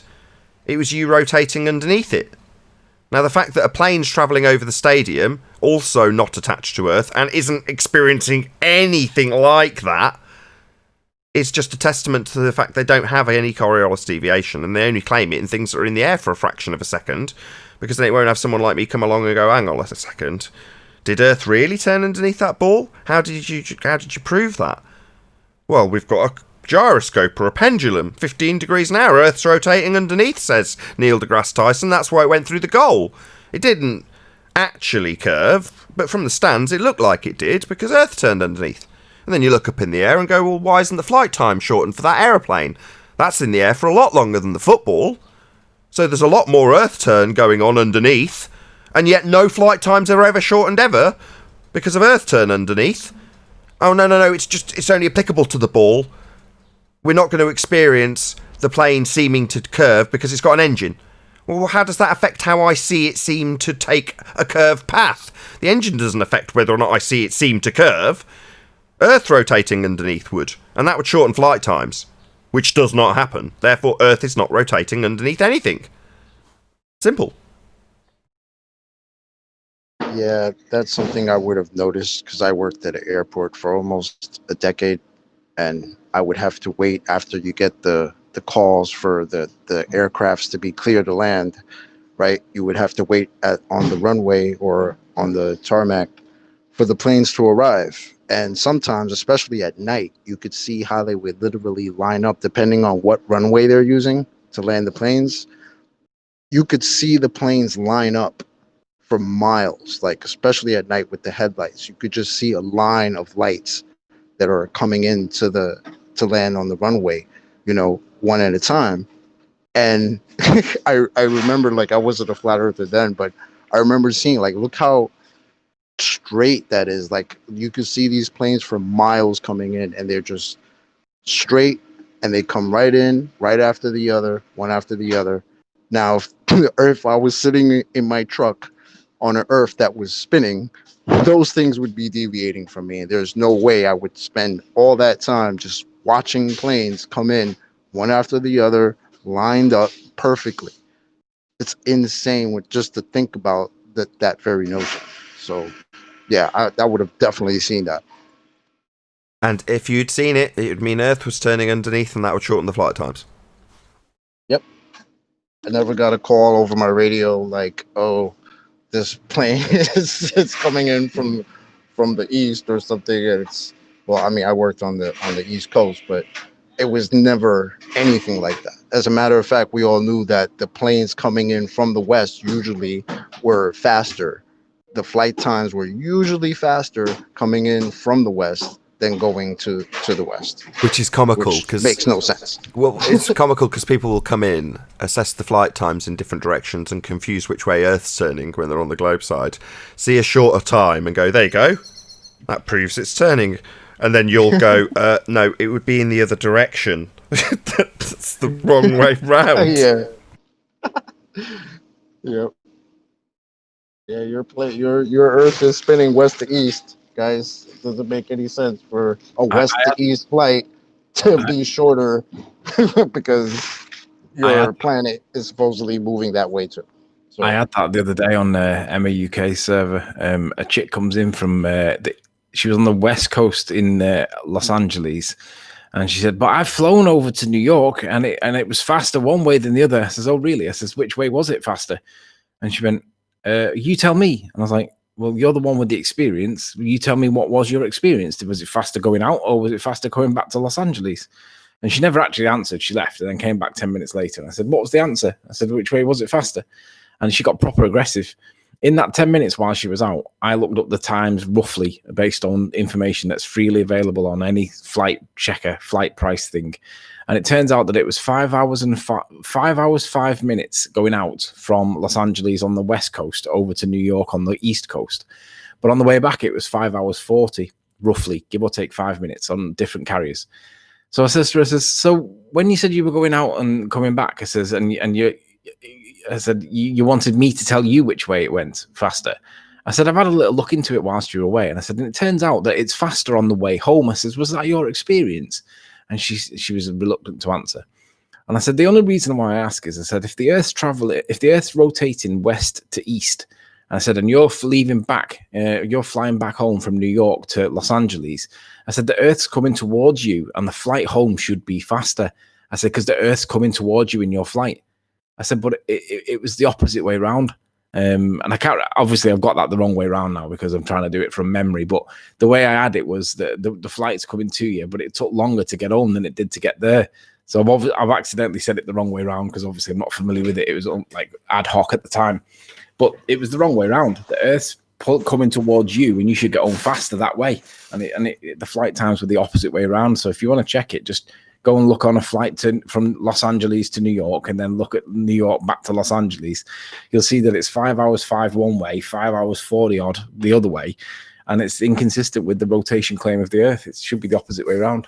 Right. I remember who it was that did. It was Planner Walk. Planner Walk came in and gave that exact example. LA to New York, cited the times, and it should have been shorter travelling to LA, but it was 40 minutes longer. And he was asserting that as proof. And then Chocolate was like, hang on, I actually know that flight, I've done it. I've been to New York many times, and we hit the winds, the jet stream, and it took over 6 hours on this one flight. It was a terrible flight, bumpy, really windy, and it took over 6 hours to get back home. It all depends what the jet stream's doing too. Obviously it's local weather, isn't it? I mean, there's always going to be a weather effect, and that's got to be considered. Not necessarily demanded that that's true, but it is an effect, right? Because I know from experience that there's a flight that comes in from Los Angeles, VS076, not Los Angeles, comes in from Florida, flight VS076. 077 is going out, 076 is back into Manchester, and it's always due to land at about 7:30 in the morning, but it always lands at about 6:30. It's about 50 minutes early every single time. Now, you'd suspect that might be something to do with the North Atlantic tailwinds or whatever. But if you're in this topic, that's deviation, right? That's Coriolis. But the passengers always get told that it's the tailwinds coming up the North Atlantic, and that makes perfect sense. The pilots tell them it seems reasonable. There's no reason not to suspect it. But in this topic, it's deviation, therefore it's Coriolis. But again, it's the other way around. If you're flying from England to America, it's coming towards you, so that should be the quicker journey. On the way home, I've got to make a correction. No, this is not Coriolis. This difference in flight time is not Coriolis. The difference in flight time would be attributable to the cause of Coriolis, but Coriolis is you observing the plane seem to deviate from the ground. The difference in flight time is not Coriolis. Yeah. Yeah, I was just pointing out that it's the opposite way around. If it was Coriolis, it would be faster going out to Florida, but it's the opposite way around. Missing the point. Okay, so this only sunk in for me after Quantum Eraser did a presentation about exactly this, and he broke it down thusly. Once you've established what they claim is in effect on Earth as you observe something seem to deviate from the ground, in other words, once you peg them down to what Coriolis effect actually is, or better still get them to define it there and then, what is Coriolis effect? A rotational frame of reference with you observing something not in the rotational frame of reference seem to deviate. That's the definition of Coriolis effect. Well, if they give you that definition, you've then got it established that you've got a rotating frame of reference that you're going to be observing something from, and you're going to see something not on that frame of reference seem to deviate. Once you've got that established, and then they start to describe the effect on Earth with a plane, you can say, well, that's not an observation from a spinning reference frame. That's a plane. That's nothing to do with Coriolis effect. So once you've got it pegged down, you can stop arguing about Coriolis effect, because our argument isn't Coriolis effect, it's the causes of Coriolis. So what would give you the apparent deviation? Well, Earth rotating underneath. That's a cause. That's not Coriolis, it's the cause of Coriolis. Therefore, when asserting that we have got no Coriolis effect because flight times are reduced, well, no, that's not disproving Coriolis effect. It's disproving that Earth is turning by way of an asserted cause of Coriolis effect. So it's asserted Earth has a Coriolis effect because the cause, Earth is rotating under things that aren't attached to the spinning reference frame of a claim to be spinning Earth. So that's the actual claim they're making to give them Coriolis. They're claiming Earth turns underneath. That's the bit we focus on, but it gets convoluted by our opponents to being Coriolis effect. So we're arguing about whether or not the flight times would happen and whether or not we'd account for it in an argument about Coriolis. It's like, well, no. We're not going to argue about what pilots do in relation to Coriolis effect because they don't need to do anything. It's an apparent drift I'm going to observe from the ground. But what would cause that apparent drift is Earth turning underneath, and that would shorten flight times. Not Coriolis effect, the cause of Coriolis effect. Earth turning underneath. I think that deal got sealed last time Zanuck tried with his Coriolis nonsense, and then he tried to assert the conservation of momentum. We realized, like, you guys keep focusing on the projectile. The projectile could do whatever the hell it wants. That has nothing to do with what you're seeing as the observer from the ground. So your projectile can conserve momentum, not conserve momentum, does not matter. It could be a lamppost, like Nathan used to say. Yeah, a lamppost. You're still going to see a Coriolis effect if you're on a non-inertial rotating reference frame. And that's it. So they're done with that nonsense. It's great. It's nice to reminisce about when Zanuck was useful. Yep. Have you noticed that when these guys get hammered, they go missing for weeks and then they resurface? Do you know who's gone missing? Brenda. Brenda's gone missing, or not some Brenda, for weeks. Somebody must have battered her somewhere and she's licking her wounds and she's not coming back for a while. But eventually, when she does come back, it'll be like, oh, where have you been? I've been on holiday. Oh, yeah, who kicked your ass? Someone must have kicked your ass. They must regurgitate them. Give them 6 weeks and then they get moved on or whatever.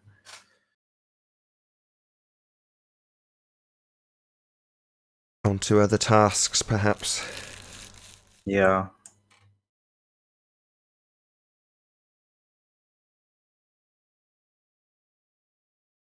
Hey, sir, are you running late? Not running late, just the live stream didn't work correctly. So even though it was working perfectly at my end, it was buffering for the audience. So after half an hour, I just cut the stream short and we've just done an extended after show. So it's still recording, just in case you're asking. Do you want everyone in the after show? Yeah, that'd be great. All right. Thank you.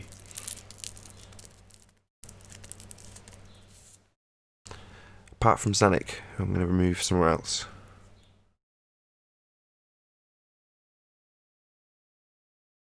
I haven't spoken to Betty yet. That didn't work. Give me a moment.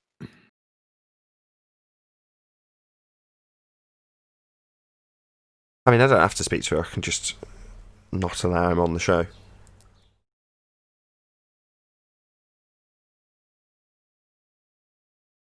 How many years has this debate been going? 3 or 4? 3 or 4? Nah. Is it? Yeah. It's got to be more than that. The first time I was here was early 2017. Yeah, and it'd been going a while when you joined.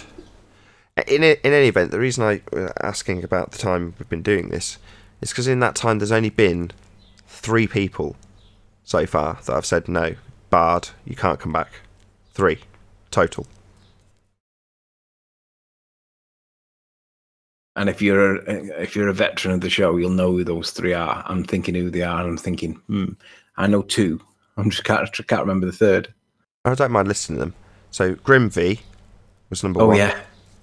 Brenda was number 2, and Zanuck was number 3. Oh right, so 2 of them weren't even the names. I thought Chris MCM was 1. Have you forgiven him? You talked me into forgiving him. God, your memory's terrible. I'm not saying he's perfect by any sense, but he at least admits he was wrong. That's the key part, isn't it? Being responsible for your own act. So, Chris MCM was 1. Green V was the other one I'd forgotten. The other one is Brenda. Spurs get a temporary ban. I had it a minute ago. Who was temporary? Spurs got a temporary ban, didn't he, on gas pressure? No, never. No, I got so much grief for not banning him. Spurs didn't need banning. Thankfully, he's dropped that one now. No, I was more than happy to. I know everybody hated it, but he was on topic. There was no way I was going to ban Spurs. No, he was on topic. He can happily stay. I know everyone hated it's not that time. working, man. So the only way I could do it is one at a time. Don't worry. All right. As I say, that and the YouTube issues. I'm not going to get a twist over it. It's just one of those things. Hopefully tomorrow's live stream will be fine. Are you going live tonight, or have you got a show tonight? Who? Yeah, we got a toe tag bash prompt. Toe tag who? Bash prompt. He's got one of your favorite arguments, Anthony, where he's got people looking from South America, Australia, Africa. See, looking due south and seeing the same stars in the same position, not just rotated, but actually south. Yeah, no, they're not looking. It's a graph. Yeah, they're never looking. They're never showing it you. Yeah, they always tell you what'll happen, though, eh? I like it when they make the claim about Polaris. For every 69 miles you travel, Polaris drops by 1 degree. Apart from that last 15, 20 degrees, though, right? It's not. It slows down as it gets towards the horizon, and they don't like looking at that bit. And obviously, it's like on our model, whatever that model may be, you would expect it to slow down as it gets towards the horizon because you're getting further away from it. They don't consider. They say it's refraction. Oh yeah, really? It's also consistent with convergence, though, right? Well, yeah, but it's definitely refraction. Are you sure? Yeah. How? Well, it's on our model. Oh right, okay then. I like it even better when they tell you can do it. You can do this yourself. Yeah, and when you ask them for the evidence that supports the 69 miles for 1 degree, they show you a graph. It's like there is no evidence for it. It just happens on your model, therefore you believe it happens real world. I've had people show me on cartoons before, not even with a graph. Just here's the cartoon, this is what happens, this is how it works.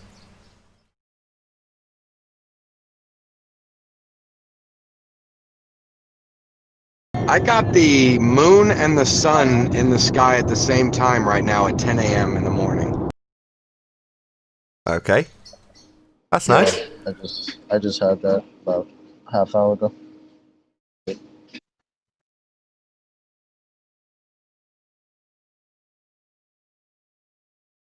Are you talking in relation to how the light is supposedly being reflected off the moon? Is that what you mean? Or they're just in the sky? Alberuni. That still works, you know. You're not going to find me an example where that doesn't work in the heliocentric model. Just saying. It's just one of those things that early on in doing this, I was under the misapprehension that you had impossible moons. And then you look into it and model it out, and it's just not the case. You know, their model is actually pretty good in most respects, and the most basic of stuff like that, they have actually got it pegged. It doesn't change that what I see conceptually doesn't match that model. You know, I watch the moon now doing what the sun did 6 months ago, i.e. the sun's low on the horizon, rises further over, and sets sooner on a very low path. And conversely, the sun is taking a massive vector at the moment through, you know, the majority of a circle from my vantage point. And 6 months ago, they did the opposite. The sun was low in the sky doing what the moon does now, and the moon was high in the sky. But, you know, that if they can work it in their model to mathematically translate into us moving around the sun and the moon moving around us, that's, to me, a pretty fantastical feat. Fantastical because it's nonsense, but it's still, you know, you can line it up in a model and go, no, that is actually how it works out. Look, I'm not saying it's real, I'm just saying that their model does do that, does function that way.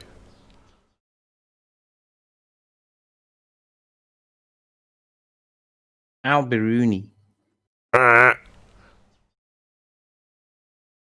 It's such a good video. I mean, the thing is, with Gem Panda, right, that probably won't get laboured that much, because everyone makes mistakes, we all have misspeaks. If you didn't know about Alberuni, you didn't know about Alberuni.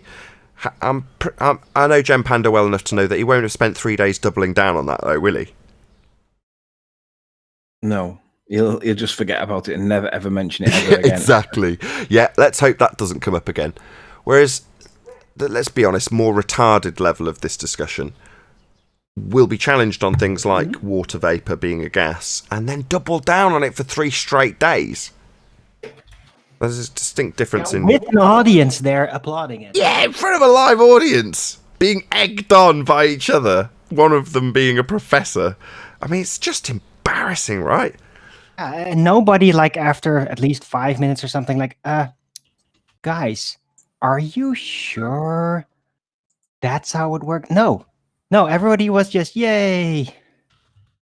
A professor in water studies on top. Yeah, I was waiting for that. What? Maybe you should study that water some more. You know, that's the conclusion. Yeah, at least he got a mention on the live show. I forgot what he was asking me about now. I did mention it on the live show, but my response, yeah, water vapour's gas. I'll tell you what, let me just read this to you. Does this water study consist of looking at the toilet every day? What, seeing the Coriolis, going, wow, look how it spins. That's his water studies. Go on, Sleeping Warrior, sorry. Obviously, Ranty's got his live show lined up at 10 o'clock, and I've just gone straight into his chat, and I said, will you be letting me join so I can question your star witness, or will it be censored again, Ranty? And somebody in there called Dave Johnson has said, wow, Ranty, speak truth, seek truth, speak truth is now at almost 12,000 subs. Globe is the truth, man. We will forgive you. Seek the truth and welcome to the Globe side. Globe equals friends, family, success, respect, and happiness. Jesus Christ, this is like serious. But anyway, the second one says, Takes a humble man to admit his fault and realize reality. Professor Dave can help you. Be a man and seek the truth. You My want God. subs? It Ask is a Seek the Truth how cult. that It's a works. cult. They're building a whole inside-out reality replacement. For It's a Look cult. into my eyes. Hello. Look into my eyes. It's a cult. Yeah, it So is a cult. if you try and leave the cult, they'll say no. Good fortune awaits you if you rejoin the cult. Happiness awaits you if you rejoin the cult. Wealth, subscribers, popularity awaits you if you rejoin the cult. Right? Shocking. Isn't that how Scientology kind of works? Yeah. Yeah. That's what it sounds like, man. Give us all your money and we'll tell everybody that you're Just, brilliant. just to point out, Scientology is actually a sub-strain of heliocentrism. You realise that, right? It's rooted in heliocentrism. It's shocking that L. Ron Hubbard, that's right. Yeah, it's a heliocentric religion. It's based in heliocentrism. It's like saying Catholicism versus Mormonism. You know, they're sci-fi, Nathan. The aliens are key, aren't they? And yeah, but it's still a heliocentric religion.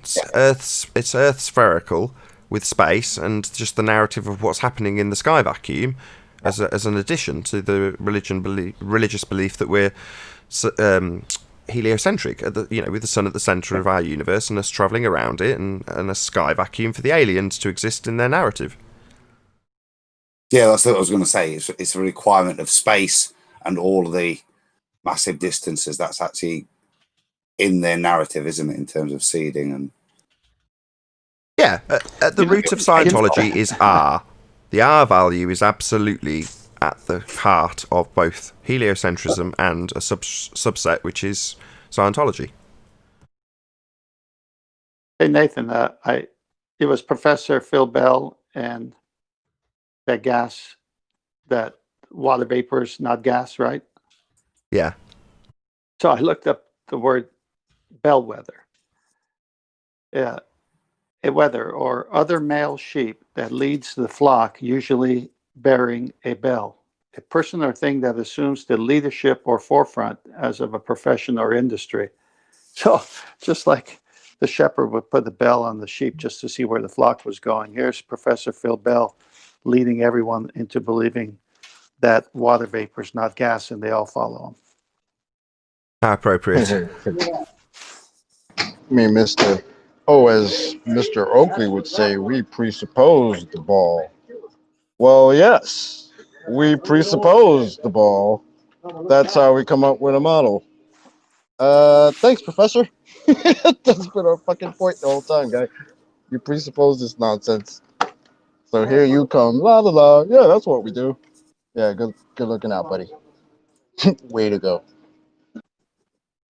On the comment section of that little trimmed out clip, it's got YouTube saying, hello, 3 years ago, Sleeping Warrior asking Rumpus about presupposing the R value and him conceding it on the spot. Here's the clip. Yeah. And then right after that, you should have played Mick West, absolutely admitting that the standard model that the R comes from is presupposed. Yep. Thanks, Mick West. Or more Appreciate you recently, too. I know it's different, slightly different variant. No, I won't mention that. Huh? Let's so it doesn't get drug out. So there's Bob the Fallacy guy admitting that we do not see the geometric horizon on his most recent video about me. Oh, really? Yeah. I didn't see that. I don't watch this crap.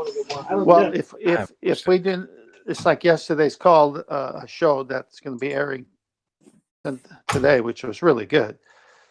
The guy, if we do not see it, excuse me. Sorry. So if we do not see it, then what's obstructing the bottom of boats? Well, So when they I don't know. say- Chocolate's when they say we don't- response to that's better. What's that? Well, if we do not see it, it's not a horizon. No, I understand, but it's. I mean, when they try to get out of it, they're actually digging much deeper because they're saying the only way it would be seen, like a broken record, there's got to be no Atmo day. Okay, fine, but now on Atmo day, you say you're seeing it block the bottom of boats. So then we do see it. Which one is it now? Hey, Brian.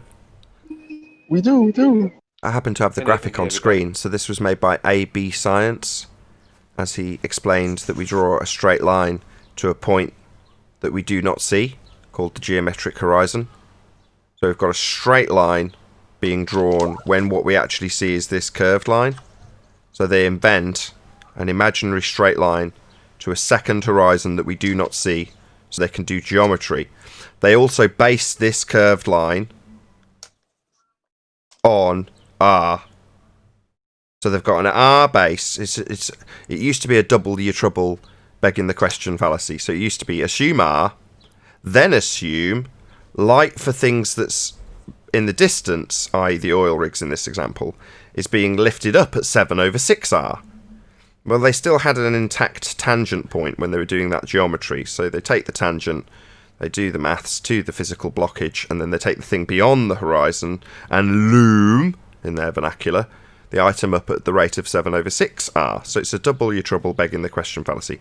Now, and this breaks the model, this is the straw that breaks the camel's back, you've got to assume the R for the radius of Earth, then assume 7 over 6R for the bending light, then assume that the tangent point is also being bent. At which point, you haven't got this point. So on my screen, location of geometric horizon, they don't have one. They don't have a location for a geometric horizon because we've only got one horizon. So they've only got the location of the apparent horizon. So therefore, they no longer have a point, a tangent point, based on R to the centre of the presupposed spherical Earth. So R for refraction, R for radius, and R for donkey dick tangent line. So at that point, you're like, well, in order to do all of this, you require the R value giving you a tangential point to draw a straight line to. And if your line's bent and you can't see this point, you don't have geometry anymore. It's game over globe.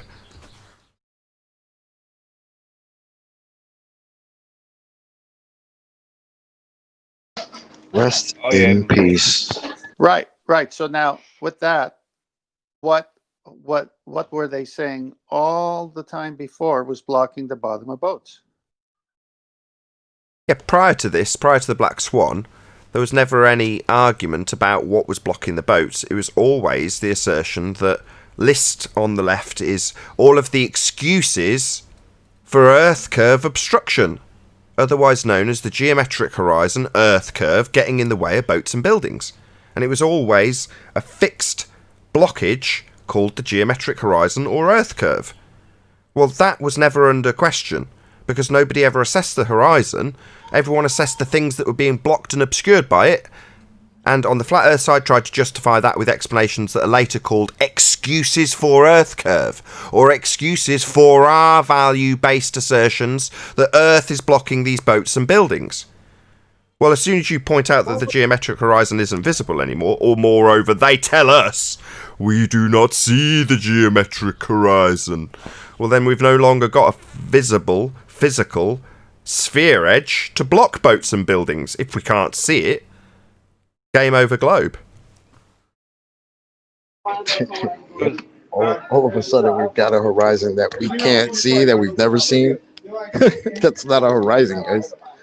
We didn't even ask for that. The whole we never see the geometric horizon. We didn't even push for that. They gave us that like a gift.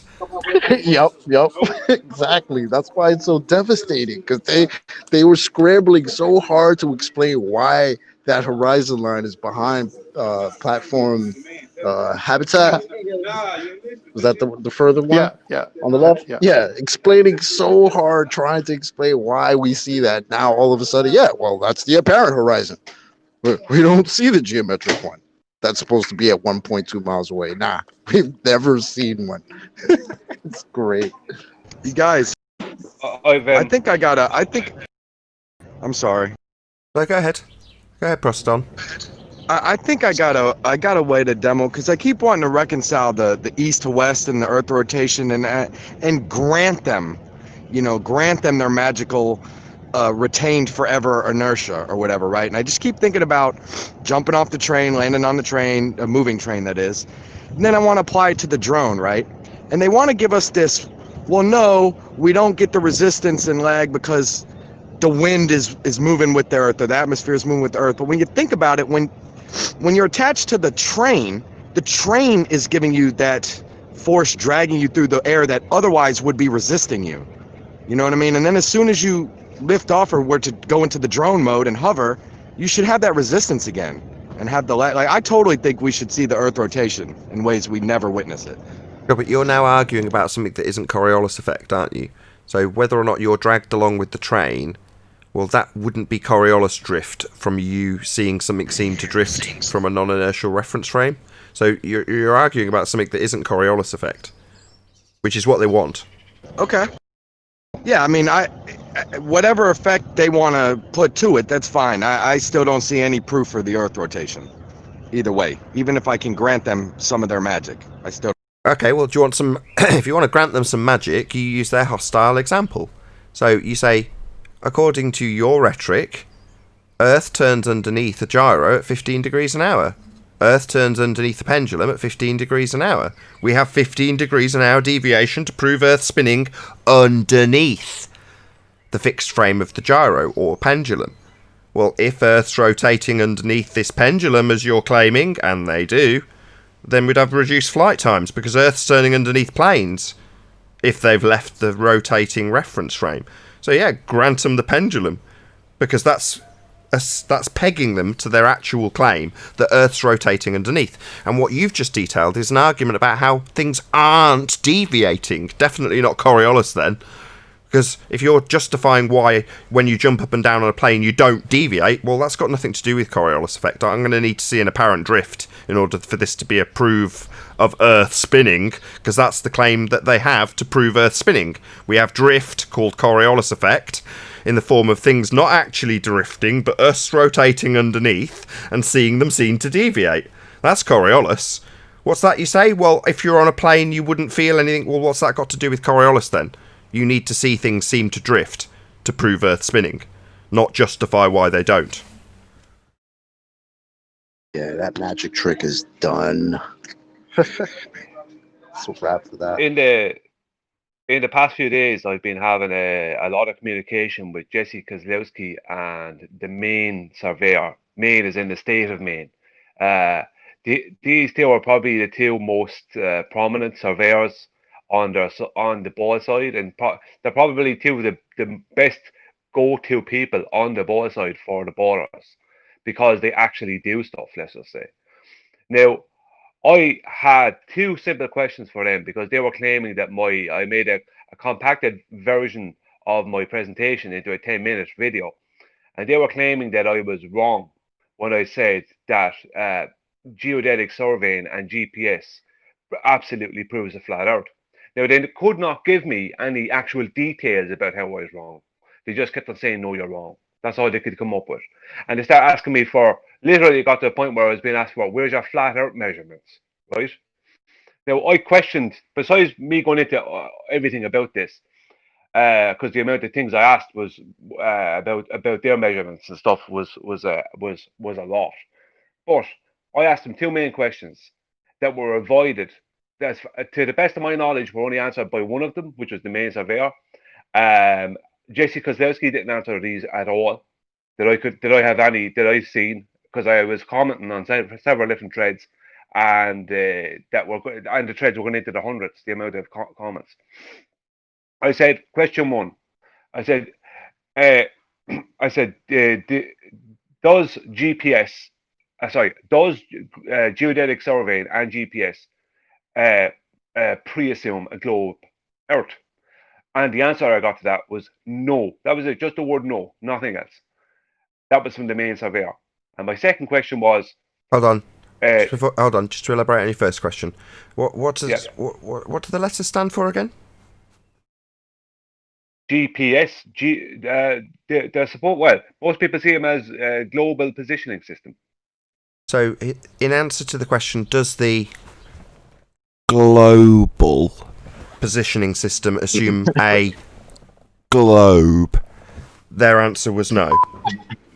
Yeah, just that word, nothing else. from two professionals. That's all I could get for that answer. And for the second question, which was, what is the origin? I asked him, what is the origin of your globe's radius value? And the only answer I could get for that was from the main surveyor, and he just said the word measurements. That was it. These are two professionals. These are supposed to be two geodetic surveyors who have a wealth of knowledge behind them and a career. I think Jesse Kozlowski is even retired. And all he could get was the word no and the word measurements. That was it for those two questions. So that shows what they've got. That and all they could do was ask, where are your flat Earth measurements? This is nonsense. Like, right, but reverse the burden of proof. In other words, yeah, that's all it was. They kept on trying to say that they could measure zenith. They could measure zenith angles. Let's just say. I wonder how it feels. I wonder how it is to be in that position, Brian. To be a guy that's got an empty box to offer. Like the analogy with Mark Sargent, you're going to the office full of globe proof, and it's just full of boxes. It looks like there's loads of stuff, but you open up geodetic measurements and you look inside, and it's just got R value. It's written down, pre-assumed, and that's it. Well, if you're in a position to have to defend that, like Jesse Kozlowski is, that's a pretty dire position to be in, right? No wonder they're bribing people with fandom and money. Yeah, I mean, especially when your career is involved in that. It's you obviously start to feel threatened a little bit, right? Because these people are trying to debunk literally your career. It's kind of funny. How do you feel about one that? of the main. Sorry, I'll talk after. I was just going to ask you, Brian. In that regard, that was it seems off topic, but it isn't. How does it feel in that regard when you're doing precisely as Chocolate's just described? So you're essentially debunking their career. Well, I don't take pleasure in destroying them. What I mean by that is that it's not personal, but when I get answers like show us your flat Earth measurements, and I'm being called stupid, and they're basically saying that I'm wrong, and I don't know what I'm talking about, yet without actually specifying what I'm supposed to be wrong about. I kind of don't care as much after that, because it's just down to them. It's just down to them people themselves. It's like geodetic surveying would still continue. They just wouldn't be expecting a curve if they were in reality. You know what I mean? Well, it gets worse though. From what you've explained, they're using Euclidean principles, and the fact is that they would not be able to do that. Neil, just pop him on mute. If the Earth was a sphere, they would not be capable of applying Euclidean principles. So what they tell us at trench level, plums move to the centre of a presupposed spherical Earth, well, that would actually be true. And therefore you could not apply Euclidean principles to a tangent plane. It wouldn't work if Earth was a sphere. Now, the fact that they have to translate it into Euclidean principles to make the measurements, levels being level, plums being plumb, running parallel to each other across the entirety of the plane they map out after presupposing a spherical Earth, giving them a tangent point after they've drawn a zenith from the WGS84, Earth-centered, Earth-fixed, right? Yeah. Well, it wouldn't work. They wouldn't be able to apply Euclidean principles because you don't even need to move 3 inches and it would all go out of whack. Exactly. Actually, if they're using the WGS84 as their model, and that's reality, then somebody needs to call NASA and redact all their CGI. Pronto. Yeah. That's exactly. That's a point that I always start. Like, how the hell do you have this nonsensical looking oblate spheroid, right? But then the same people who accept that as the model accept this perfectly beautiful blue marble sphere that NASA gives them. Like, what the hell? That's the thing, you see. This is the nonsense. They actually say that the blue marble is only 16 more miles wider east to west than north to south. So it's still an oblate spheroid, but he wouldn't really That's know not it. what it looks like in their little WGS84 shit. It's No, definitely not. no, Looks a lot no. more flat in there than it does in any picture that I've ever seen given to us from NASA. So saying that's what now that's another thing that's just negligible. Yeah, it's always a Uh, joke. all the supposed pictures of the globe Earth from space. I remember back in 2016, they were all, and even 2015, they were being put into Photoshop, and to the absolute pixel, they were a sphere. You know, now that's why it's like 16 miles. How would you even see 16 miles? Would it be even a pixel? You know, in something that size, would it even be a pixel? You know, so it's like it's one of these gray areas where it's like you couldn't really disprove it, as in if you were just talking about that thing, but they can't prove it either. You know what I mean? But yes, they have a dual radius value. That 16 miles is flat. Yeah. What's the Yeah. second? Hold on. What's the name of the second radius value?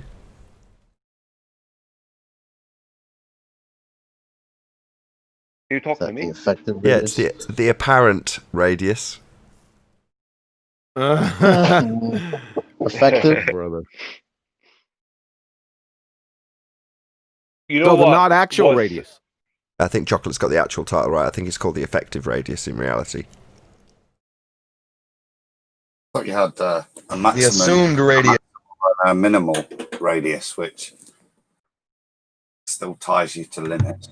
They should have called it effectively assumed radius.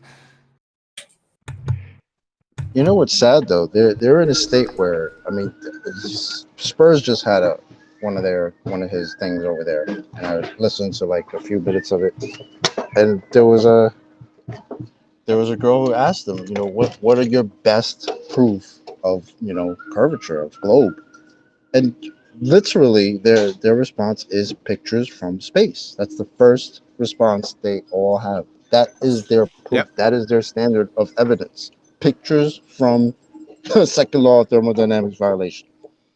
Yep. I got it for you, Nathan. Radius effective, a fictitious value of the Earth's radius, which, when used in the formula for the distance from a point to the geometric horizon, gives the same answer as would using the true value of a radius in the formula for the distance to the apparent horizon. Thank you very much. What? What? Say that again? You want to read it out again, 10th man? You have read it before. Yeah, it's on that Association of American Geographers. It's one of their terms. Radius, parentheses, of Earth, effective, radius effective, a fictitious value of the Earth's radius, which, when used in the formula for the distance from a point to the geometric horizon, gives the same answer as with using the true value of the radius in a formula for the distance to the apparent horizon. If the Earth were spherical and without air, tangents drawn to the surface from a point above it would define a circle, parentheses, the geometric horizon, outside of which no points on the sphere would be visible from the chosen point, but all points inside it would be. If an atmosphere was added, what? You've just discovered the apparent horizon and the 7/6R refraction correction. Well done. Do you have an R? Rumpus, do you even have an R for that 7/6R? Rumpus, it just said it was fictitious. Just before Rumpus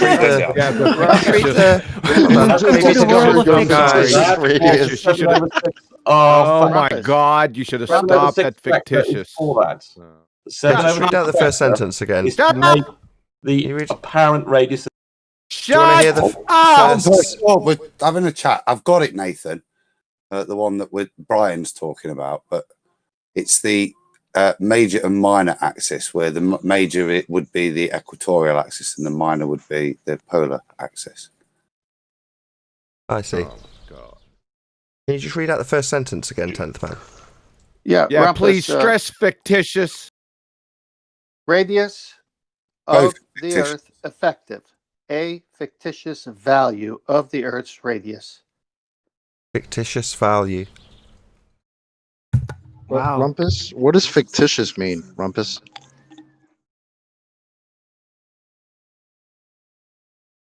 He stuck his fingers in his ears. Rumpy. He stuck his fingers in his ears.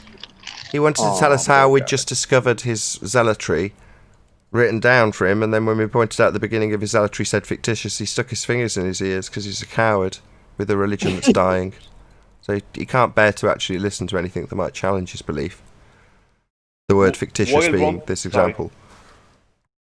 While Rumpus is quiet, there's something I must say. This will be important in case anyone comes in with this argument. The ECEF coordinates are used by supposed satellite systems, like the GPS system, and that's what there's GPS and GNSS. It's all supposed satellite systems, and they all use the ECEF coordinate system. So does airliners and that as well. And geodetic surveying these days, they are constantly using it because they're constantly using GPS. But Jesse Kozlowski, his first argument against me, one of his first arguments against me was that they don't use the geodetic surveying is not using GPS, that they use the ITRF system, which is called the International Terrestrial Reference Frame, right? But that is just what they're and they measure to the mean sea level, or what they call the geoid, right? But they do the exact same thing. What the ITRF system does is you make everything into Cartesian coordinate systems, and then mathematically you change that to latitude and longitude. And that starts out, as far as I know, it could be not 100% correct about this, but I think this is correct. It starts out, you change it to the flattening of the WGS84, and then it's made into the oblate spheroid. Whereas with the ECEF, it's already, well, with the bringing of the zenith to the center of the sphere, the mathematics are kind of are done by GPS kind of thing, and basically it just gives diverging zenith angles. So if anyone comes in with geodetic surveying don't use ECEF, which is not true, they're always using it. They use the ITRF system. That's just a kind of an older system that they still will use and do use. It does exactly the same thing. The same thing is happening. Everything is made flat, and then it's calculated to be a globe. Just needed to say that in case they came in with that argument. Okay, there's no difference in what they do. It's their route and justification by way of convolution. This nonsense process is just a way of begging the question that the Earth's a sphere. That's just all it is. Just a way of confusing people. Oh, well, look, we've got this. Here's the WGS84. Here's the Earth-centered, Earth-fixed model, and this gives us our reference datum. And by then, most people have glazed over. Yeah, that's true. Right. Yep. Well, where they're heightening the art of begging a question almost to levels like in medieval times, people would, what's it called again? Beg an audience with the king, and then put out all this extra behavioral just to basically ask the king or something. And so that's what they're doing right now. They're just making a very, very elaborate attempt to make you comfortable begging the question. And that's really it. Yep, precisely. Well, this is a double beg, isn't it? Because instead of begging the R, because all these are hyper or parabolic, so they've all got two R's.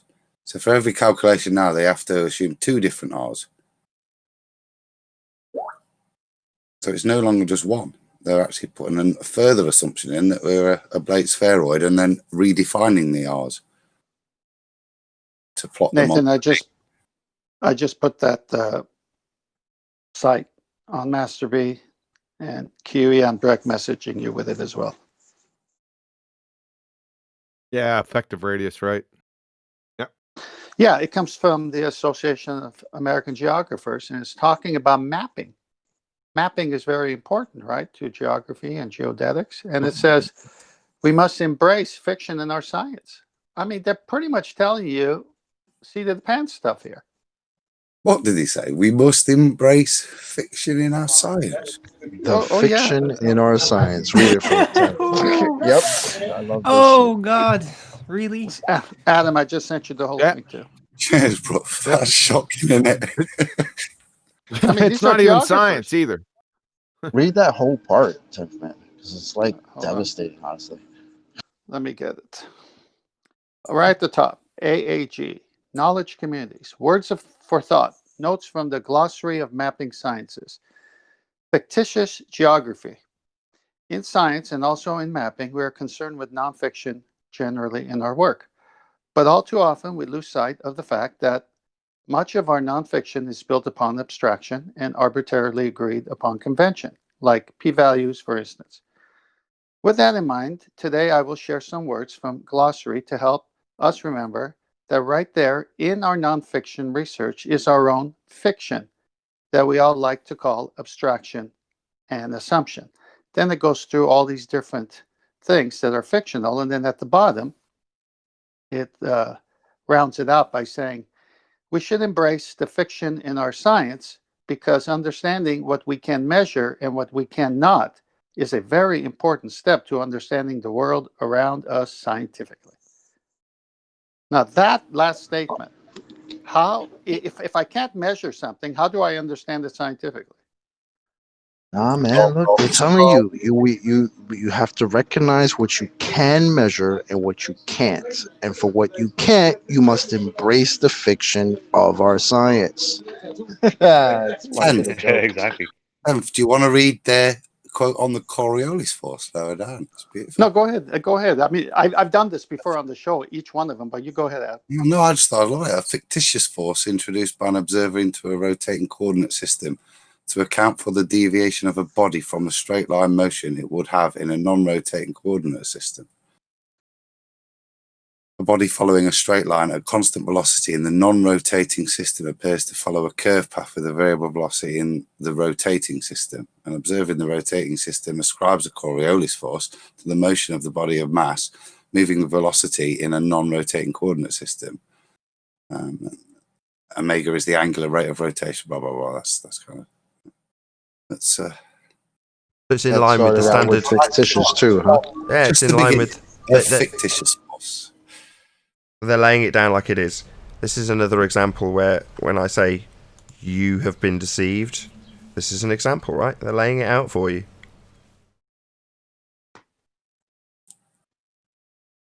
Well, you know some people will come in and say, "Oh, fictitious. You mean like pseudo force?" Then when you ask them, "Well, what does pseudo mean?" It's like, well, we know what it real. Means. Exactly. Hey, Rumpus, why don't you come on and tell us why this article from Association of American Geographers is touting fictitious when it comes to science and mapping. Science. This isn't science either. So it's a fictitious frigging mirage. Also, at the end of this Coriolis force, it says the force amounts to about 0.01 dynes per cubic meter, or I'm sorry, cubic centimeter in mid latitudes. What? In the observer's eye? This is, I'll tell you what, these people need to be put in prison. I'm telling you. No, they're being I'm telling you, technically this correct. is frigging, it's starting to really piss me off reading this. Well, read the one below that. The Tovis effect. Why would they need to go to prison when they are literally just saying it as it is? Bullshit. Q, hang on. Q, read the one below the Coriolis one, QE. The Etvos effect, the fictitious, another one. Vertical force experienced by a body on the rotating Earth. It is the vertical component of the Coriolis. What? Okay, that's a big what for me as well. What? Vertical What? Component? What is that? What? Vertical component of the Coriolis? Vertical component of an observation. Right. I didn't know that the Coriolis was dependent on directions. and all that. I thought it was about the reference frames, not about some Euclidean aspect. Weird. Oh, you must embrace the fiction in our science. Oh God. Who would say that? Them. Read the title out. Association of American Geographers. Words for thought. Notes from the glossary of mapping sciences. From the glossary, even. Wow. By Dr. Melissa Tolene Rura. 2014, 1158. Hey, Rumpus. What in what the say world? He disappeared quickly. Yeah, he knows he It's has funny nowhere that, to right? go. You read about the fictitious geography. He comes in, or the effective radius, right? With the fictitious radius value, he comes in and says, "There you go. You've discovered our apparent horizon with your fictitious radius," and then he leaves. Yeah, it's Thanks, classic. thanks, Rumpus. You're awesome. Hello? That was calling me? classic. You calling me? I've only just come off mute. Hey, there's Rumpy. Oh, So, did you have a Rumpy? lapse of memory? You came in and said, we do, and after I said it was referencing a fictitious, it went to we don't, and you disappeared. I got muted, What? as always. You've been unmuted. I'm not talking about this mute with you. You stand and give account for this horse shit. You muted me, as you always do. So you're not I going to only get address about it? 5 words. So Fuck you. different subject Shut then. the fuck. You're muted now. I'm tired. Yeah, he doesn't want to. He wants to talk about the mute button. He doesn't want to address this fictitious nonsense. He wants to talk about the mute button. Well, why didn't he say that when he first came on? He just said I was busy or something and came back. He didn't say I was muted. Yeah, he needs to obfuscate this. He's got fictitious nonsense for a religious belief. He's got fictitious mute too. Yeah, so better talk about the fact that he's been muted by QE as he was talking through everyone and causing audio chaos, which is his job here.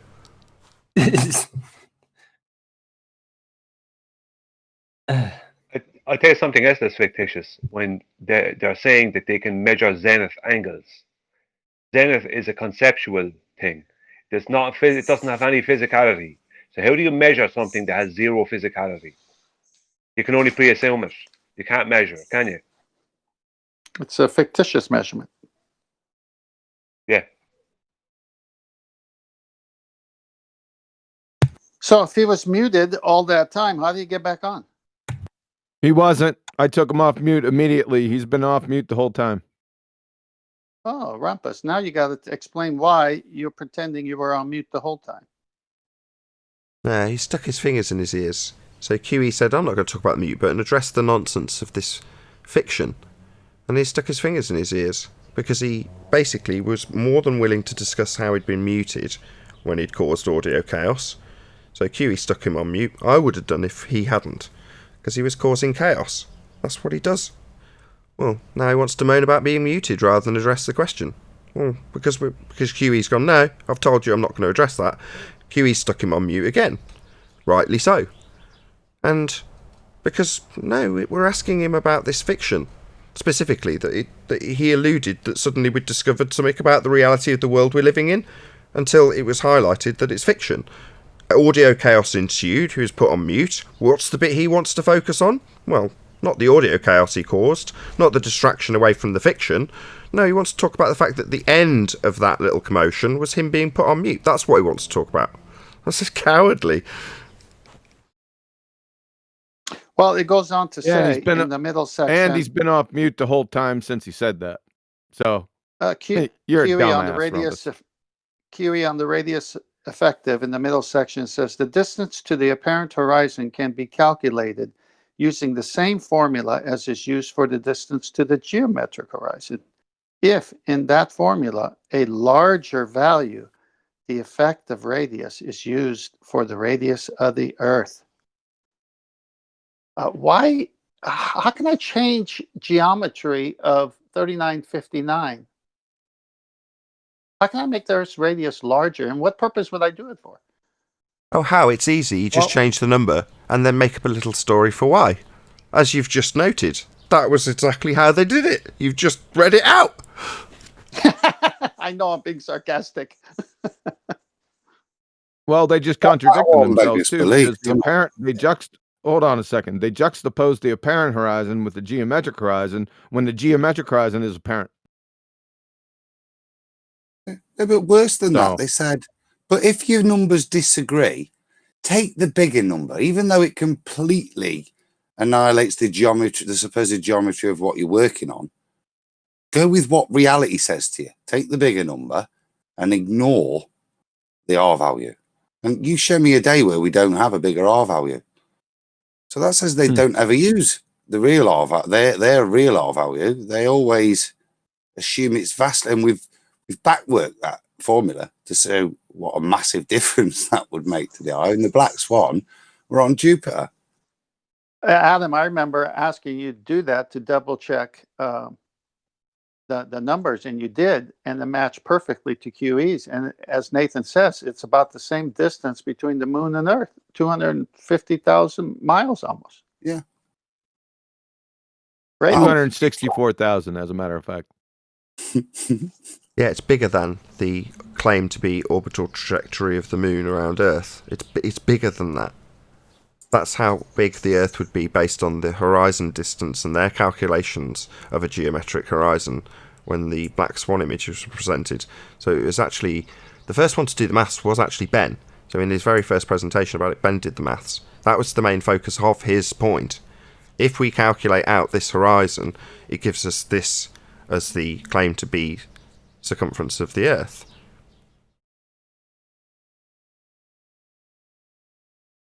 But that's the funny. I mean, that was something I did, that little meme. I'll just stick it up now. But do you know what I mean? As a joke. But actually, what Tim's quoting there is exactly to use this formula that I've got here.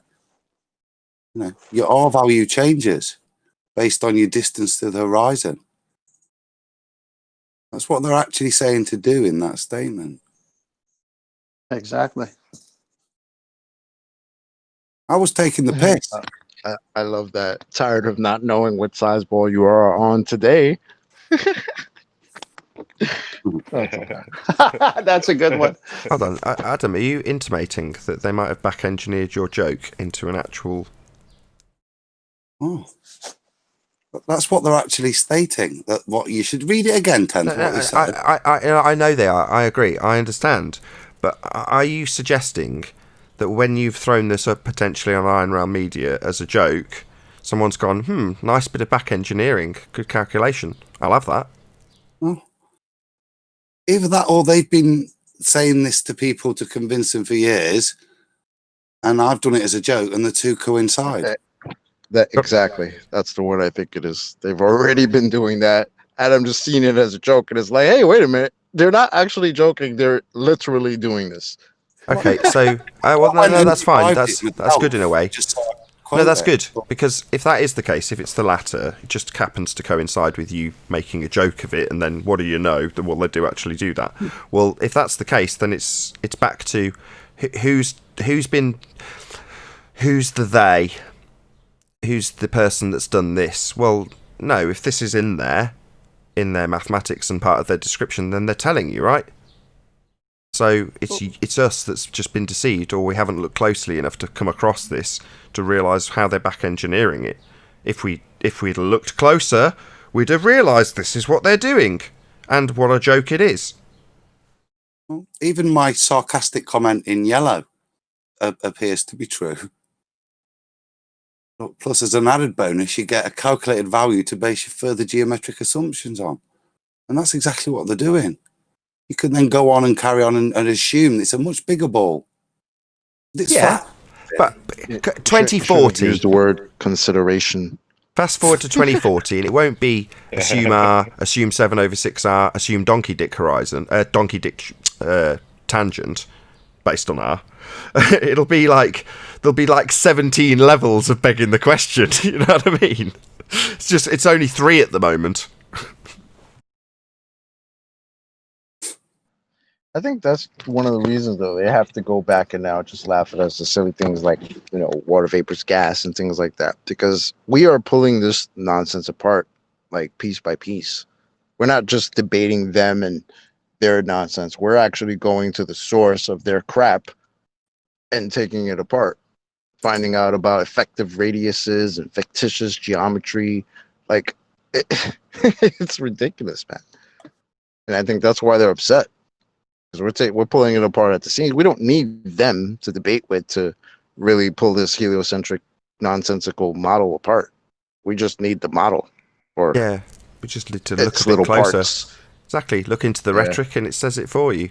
So, you can't really moan that you've been deceived. If you're a flat earther going, oh, why was I deceived? Let's go and get them, pitchforks. No, you just have to look a bit closer and you'd realise they told you. You're terrified of debate. You never debate. You hide in your bunker. You're frightened of reality. No, that's just an ad hominem attack. So we're straight into ad hominem attack rather than addressing this fiction that you ignored last time. Rumpus, do you realize now that all you got is tactics, right? We've got reality and facts. You don't even have actually any points. Nathan's which are nonsensical. We do, we don't. And then last week you didn't need a geometric horizon. Rumpus. He can't handle anything without his Sorry, Chocolate. Your coherent argument wasn't going to get through because Rumpus was determined to ad hominem and attack me. Of course not. Hey, Chocolate. Right, I can't even tell now when Rumpus comes in whether John's just playing a recording or not. Because he just. Well, I only ever get 4 words. I mean, I only ever get 4 words at a time, so it's hardly if you're actually going to ration my words. We don't care, Rumpus. This is the point. We don't need you, right? Because we're tearing apart your retarded model. You've never we don't need you. Anything. Didn't you? Never we don't provided need a you. single bit of evidence. Don't get it anymore, do you, Rumpus? We don't need you. That's okay. Well, I remember when Rumpus used to get 1,000 words in. That's why you hide in your bunker, and it still made no Nathan. more sense. I remember that. You used to be given loads of time and you used to come up with absolutely nothing. No, I never. No. Come on, guys. Rumpus is on the leading edge of doublespeak.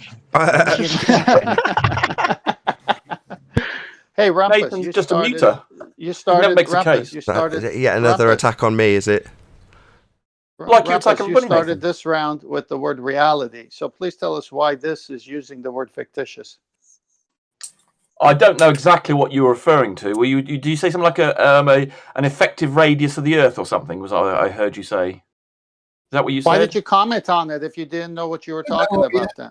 Well, I know the area you're discussing, and then I know the concept of an effective radius of the Earth, and I presume a fictitious radius of the Earth is a similar thing to the effective radius. I've never heard it called fictitious before, but I imagine it is a terminology that is used as a substitute for effective. And as you described the horizon, the effective radius is used to work out the apparent horizon as well. So it sounded extremely similar. Let me ask you something. Sorry, just one question. Sorry, just one question. Sorry, Tenth Man. Is effective a synonym of fictitious then? Well, it could be in the sense that whoever's this article, whoever it was that Chocolate was reading, because there's an effective radius of the Earth when you're looking at it optically, and so it's not the exact radius. So it's not the radius of the Earth, but it's an effective radius. It's the optical one. So you could call when do we look at the effective radius? When do we optically see this? All the time. So we do see the geometric horizon all the time. Then we can see. No, that's not. No, it's exactly. No, you see, I talk about effective radius, and you immediately start talking about the geometric one. They're different things. That's what distinguishes it from the geometric horizon. There's the effective radius, and there's that which gives you an apparent horizon, and then there's the real radius that gives you the geometric horizon. There are 2 separate things. And can we see the geometric horizon? It's not where the sky meets the sea, but you can see it in terms of someone could point out. So it's not a horizon. The real radius gives you the apparent horizon. Oh, he's scared, Chocolate. He's scared. He's scared, Chocolate. He's going to keep talking through you, Chocolate. He's scared. He's scared to debate. He's scared to debate. He's being challenged, so he's going to keep talking. Because he's scared to debate. He had plenty of words. He lied about getting 4. He's had plenty, but now he's got to run distractions and shut down communications, right, Rumpus? You're the one doing the shutting down. You're shutting it down. I just want to finish my sentence. That's all. It's not too. You had plenty of time, and Chocolate challenged you, but now you're scared to debate. You're I'm scared, more aren't than you? happy to engage in Scared to exchange with debate. chocolate. He's a coward, ladies and gentlemen. He doesn't want to hear the challenge. He wants to keep talking indefinitely. He's now getting further and further away from it being repeated. The challenge is being distracted away from further and further because Rumpus is a coward. Overtalked. And now he's being constantly so I'm happy talking. to have an exchange with chocolate. If he wants that, I'm happy to I'll answer any questions run with chocolate. the show, But Rumpus. Thank you. I'm happy to answer any Yeah, well, shut up then. questions Okay, happy to answer. but I Shut up would then. like to be able Okay, to happy get to a full answer. sentence Shut out, up then. that's all. Okay, shut up then. Go ahead, Chocolate. Right, so I haven't finished my sentence. No, you can shut up. You said you were happy to answer. Now Chocolate's going to ask again. Okay. So your real radius gives you the apparent horizon, but your fake radius, aka He hasn't your finished speaking. Hold on, Chocolate. effective- Chocolate, I thought you were happy to answer. He hasn't even asked yet. He's a coward, ladies and gentlemen. He's got to shut down communications. He's scared to debate. He's got to interrupt the question before it's even finished because he's scared to debate. Why don't you go back to your little bunker where you're tolerated to your interruptions to a question you claimed you were allowed to ask? Now you're interrupting me, you coward. It's because you're scared to debate. Getting further away from Chocolate's point again, which is the first point he started doing this. Now he's done it again because he's scared to debate. He's got a dying religion, so he's got to run constant distractions. Chocolate's not going to get to ask his question. He's not happy to answer anything. He's scared to answer this. That's why he interrupted it before it was asked. Didn't you, you coward? And now you're interrupting me, pointing out what a coward you are. Why don't you go back to your bunker where you can interrupt every question and you don't have to address anything and you can constantly interrupt people and shut down communications? Copycat. Right, so I'm happy to answer Chocolate's thing, and I'm happy to exchange. Shut up then. Shut up and let him ask then. Go ahead, Chocolate. Oh no, he's scared again. I asked him to shut up so he could repeat it without interruption, and he's scared. Doesn't want the question. He's scared of it. Rumpus, I haven't even heard the whole question. Yeah, that's the point. That's why he's constantly interrupting me now. So I'll try and point out again, and Rumpus will shut down communications again. And when I shut him up with the mute button, he'll bleat about being muted. The question hasn't been delivered because on now 3 separate occasions, Rumpus, who's scared to debate, hasn't allowed the question to be delivered to him. Because he's scared to debate, he needs to be in a bunker where he can interrupt questions that are troubling. Because he's a coward, he's doing it now. He's scared to debate. Let's try again for a 4th time, Chocolate. Let's see if Rumpus interrupts within 20 seconds. Let's see. So, Rumpus, you said your effective radius, right, aka fictitious radius, actually gives you the measurement to the apparent horizon, but your real radius gives you a measurement to your geometric horizon. Is that what you're saying? Correct. Well summarized there. You actually described that quite well. Well done. But you said that we don't ever see the geometric horizon. So how does your real radius give us a measurement to something that we can't see? Well, you can see it. As I said, it's not... No, that's a lie. Sorry, we can see it now. It seems that this double-speaking fundy obfuscator needed to obfuscate because he's now claimed the polar opposite of what he claimed 5 minutes earlier. So 5 minutes earlier, we don't see this horizon. It's not optical. I asked him and he clarified. And now we do see it. See that? That was amazing. 2 or 3 words I got in. 3rd word and I was interrupted. Yeah, your first word was, we do see it. If someone pointed out... If stutter, I interrupted you at the point that you lied and contradicted yourself, saying that we do see this geometric horizon, having clarified for me that we don't. So we've got a contradiction. That's why I interrupted. Maybe bleat about how you only got 4 words out rather than address your contradiction. 3 words. I was going to do it. But yeah, that's it. Moan about 3 words out. We've got a contradiction in play, ladies and gentlemen. He's told us explicitly that we can't see it. It's not optical. Now he's been asked by Chocolate with a clarifying question that he interrupted 4 times if we can see it, and he said we can. So that's a glaring contradiction. That's why he needs to be in a little bunker where he can obfuscate questions and bleat when anybody tries to deliver a question that he's going to deliver a contradictory answer to. Now, he's given us two answers. One that we can see a geometric horizon, and one that we can't. They can't both be true. He's violating the law of non-contradiction. But he wants to moan about how many seconds he's got to contradict himself in, with a justification that I'm not going to allow him to give, because he's made a contradiction. Scaredy cat. Right, okay, I'll explain if I get more than 3 words in. So there's a geometric horizon. No, there isn't. We don't see it. It's optical, according to you, now, and only moments earlier was not optical, couldn't be seen, so no, we don't. Or do we? We seem to have a contradiction. That's why I'm interrupting you. 3 words, possibly 3 words then. Right, so the geometric horizon... That we don't see. That we don't see. That we don't see. That we don't see. You're whistling past the point. He's whistling past the point, ladies and gentlemen. He's scared. Scared. Whistling past the point. You're whistling past the point, aren't you, coward? We don't have one. We don't have one. We don't have one. So the geometric We don't have one. We can't see it. It's not optical. We don't see it. We don't have one. We don't have one. We don't have one. The geometric We don't have one. Is not the geometric horizon. We don't have one. Not. We don't have one. We don't have one. The geometric horizon. We don't have one. Is not. We've debunked it with the black swan. We don't have a geometric horizon. It's not optical. We don't see it. We don't have one. Stop telling us about it. If you don't have one, it's not a horizon, Rumpus. Yeah, you've said it's not a demarcation between land and sea, therefore it's not a horizon. The geometric horizon. We don't have one. You've said it's not a demarcation between land and sea. They were your words. We heard them. Moan about how many words you got out. We heard you tell us explicitly it's not a demarcation between land and sea, therefore not a horizon. We don't have a geometric horizon, Mr. Fundy Obfuscator talking through me. The geometric horizon. We don't have one. We don't have a geometric horizon. It's been debunked by the black swan. Now we're told we don't see it. It's not optical. So we don't have one.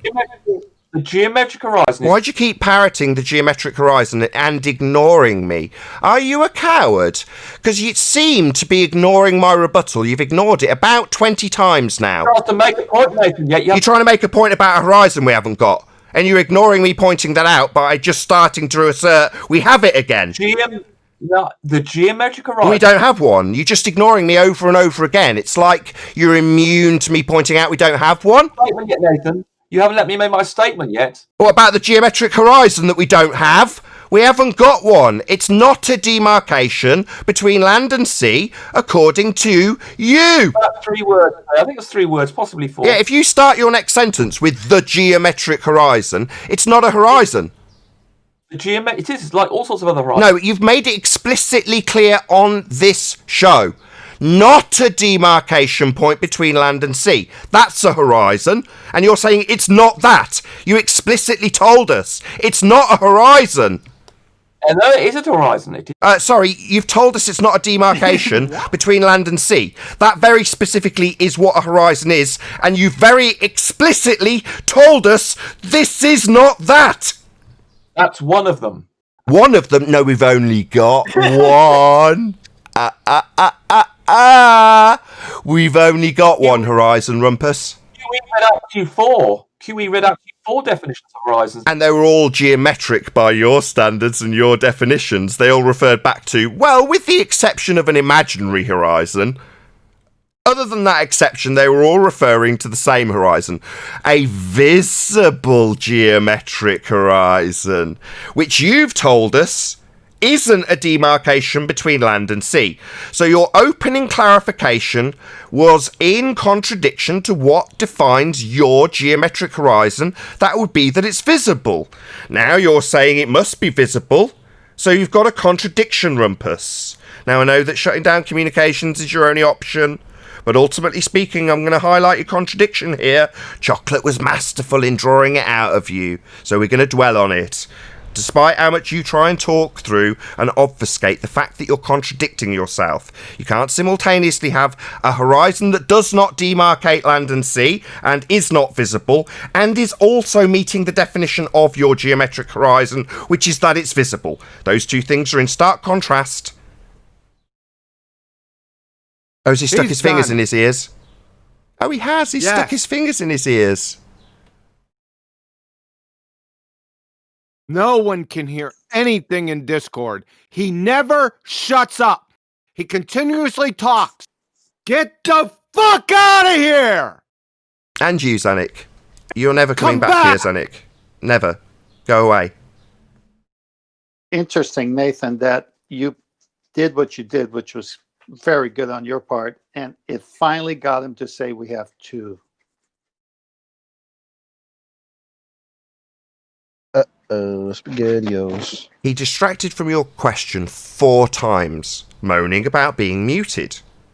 Now, ultimately speaking, if he doesn't get to obfuscate the question and talk through any answer or rebuttal, he won't listen.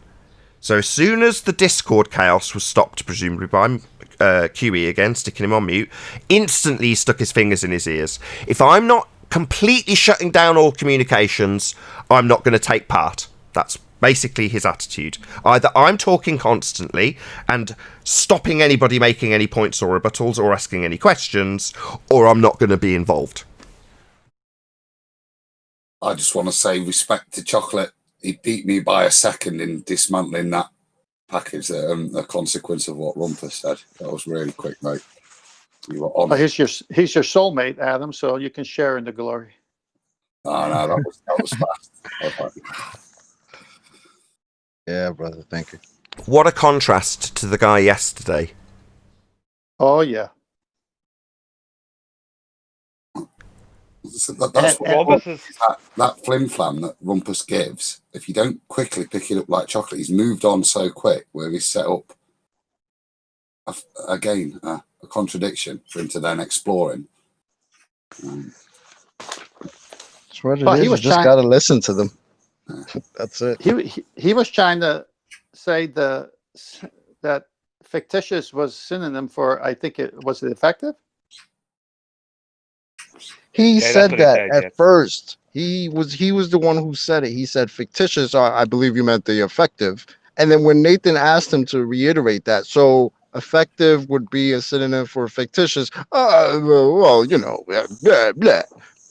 Yeah, bro, you just said that 2 minutes prior. Now when Nathan questions you on it, oh, it's a problem to actually just say, yes, your effective is the fictitious. Come on, man. Unbelievable. Changing the meaning of words. What Rumpus does is he'll say, I'm going to explain it, or I'll give you an explanation. But Rumpus has the ability to look straight past all reality and just start blurting out this nonsense explanation that means absolutely nothing. That's contradicting a load of other explanations he's after giving. It's like, just, I'll give you an explanation. And it's just a heap of nonsense that has no meaning whatsoever. And he'll switch words around, and he was going to say, well, I think he means, what he means by saying the word fictitious is the word effective.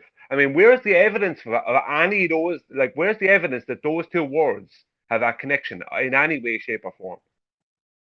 You know, this is what Rumpus does. But he just looked past all those things and just give you an explanation. And then you walk off like an idiot thinking you're after being explained to.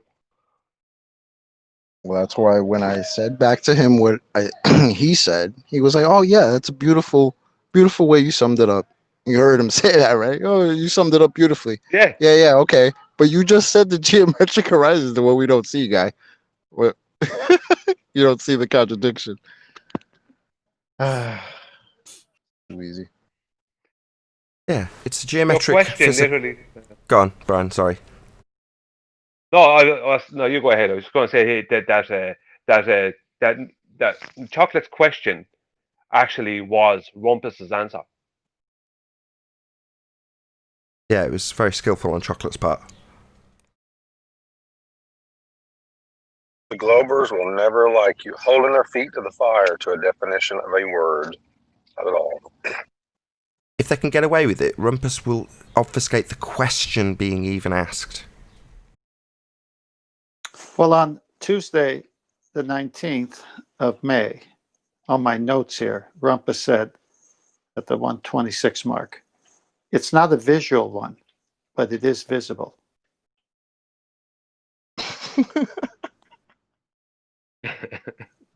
Now think about that. It's not a visual one, but it is visible. And what did he do today? Oh my God. The same crap. Something you How can't can see. anyone say it's not visual, but it's visible? I mean, yeah, what? Well, we are talking about the same guy who had to have a debate with Riley about the definition of the word "and." I missed that one. Yeah, because they didn't like that experiment, or was it science that has the in the definition observation and experiment? So therefore, they had to have a debate on the word "and." I wish I Riley remember was here; that. he could tell you that. So Like, chocolate, and what happened? well, I guess that depends on your definition of the word "and." Well, considering fictitious and effective are the same to him, I don't want to know. If you consider that as a baller definition of and, then chocolate's already told you. Yeah.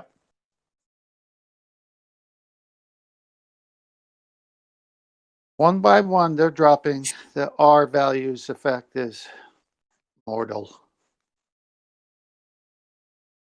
What are? Yeah, that's what I'm saying. The lack of R is killing them.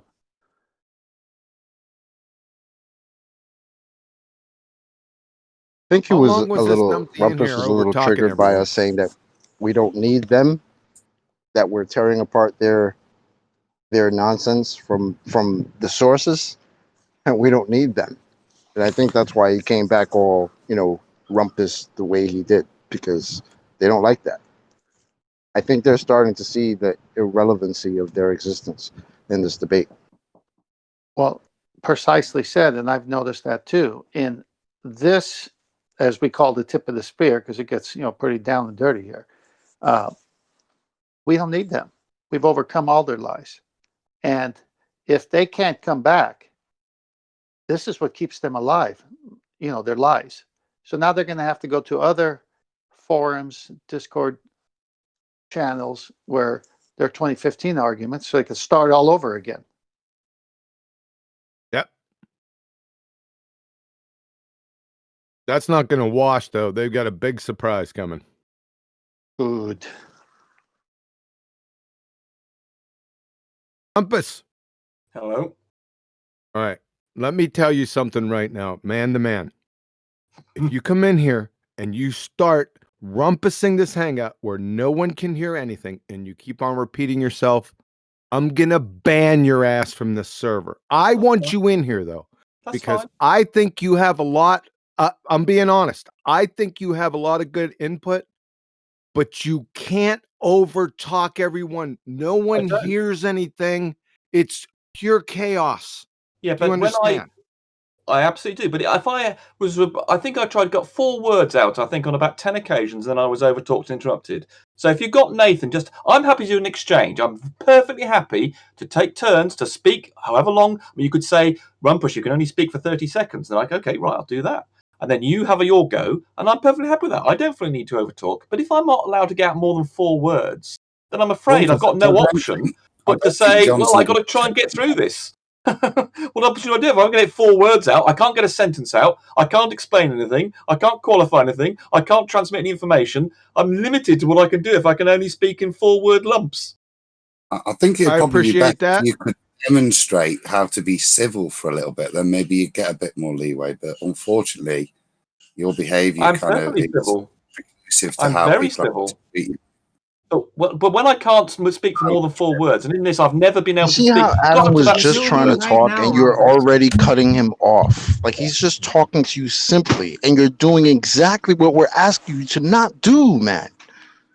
Well, because I know I'm going to be interrupted, you see. I suppose there's also an issue that I know I'm going to be interrupted, so I try and pack in when I know I'm not being muted, getting something in because I know I'm going to be muted in a few seconds' Yeah, time. but he was talking, Rumpus. You weren't getting interrupted. He was still talking. Adam is very measured. He takes his time. There's a little gap in his statements, and then just wait till he's done. I'm happy to do that. If that became the default behavior, I'd be more than happy to do that. That's what we want. The best thing And is hold on a second, you Adam. try. Hold on a second, Adam. I know I'm interrupting you. Hold on. There's one more important point. Each claim that you make, you can't monologue for 2 minutes because you speak real fast, Rumpus, right? You can't never- monologue for more than 2. That we're not going That's on fine. a time standard. We That's do fine. not train. Hold on, I'm not done. Doing it again. We do not train to time here. We train to standard. That is, if you make a claim, please support it either scientifically or logically, and then stop at that one point, and then we'll continue on to the next That's fine. connected point. I'm happy Right? with that. Please. I'm perfectly happy with that.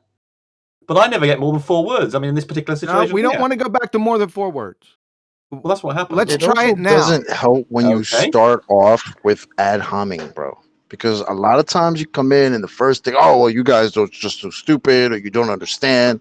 Like, it doesn't help anything when you start it off that way. Do you get that? Well, I didn't start. I said it was It wrong. can be a I didn't civil call you debate. We stupid don't. when I came I in here don't today. know you in When I real came in life. just You're not my enemy, right? When I So it doesn't have to when I start came- off with ad homing from the gate. I didn't. When I came in today, I did not have a go at Brian for his being an idiot. I just said he was wrong about. I can't remember what he said now. That's not an ad just homing. did that. Now Sorry. you're I'm an backtracking idiot. now. You You definitely just- There you started go. out ad homing. You just backhanded Brian and Adham while saying you're not. Well, if he's wrong, he's wrong, isn't it? I think I'm allowed to say he's wrong. No, surely. you called him What an am I idiot. wrong about then, Bumpus? I forgot now what the point was Rumpus, you I said think that I then maybe said you were wrong. place to Oh, that was start it. I would can't be this, remember wouldn't it? exactly the point now. But that I Yeah, didn't Rumpus, start Can I off by give saying give me a Brian is an second, mate. idiot and a moron or anything like that. So I did not come in with an ad hom at all. Rumpus, I just said, dude. I think can I just have a moment of your time because I am trying to be constructive. I think okay, what you probably need to work on a little bit is reality, and for you to now talk in front of us and to claim that you're not Mr. Adhom, it's not dealing with reality. And I know you're good at not dealing with reality, but this is kind of a prerequisite to engage with us. So instead of a response, just maybe take away what I've said. Think about it. You don't need a reaction. Now you take now respond to that, and you take this back and think of it. I do not ad hom as a substitute for a point. Hold, you're interrupting me now. What I do is I make a point. Hold, you're doing it again. You really haven't listened. Hold on, I'm being interrupted now. See, I got he wasn't done I yet. got 3 words. Okay, sorry. Okay, carry on. Yeah, remember I said. Yeah, I thought it finished. Sorry. Okay, I thought it finished. I got you. He's very deliberate and he takes his time. So It just was wait. taking quite a long time as well. I apologize for my pause, but all I'd say, Matt, is I don't want a response.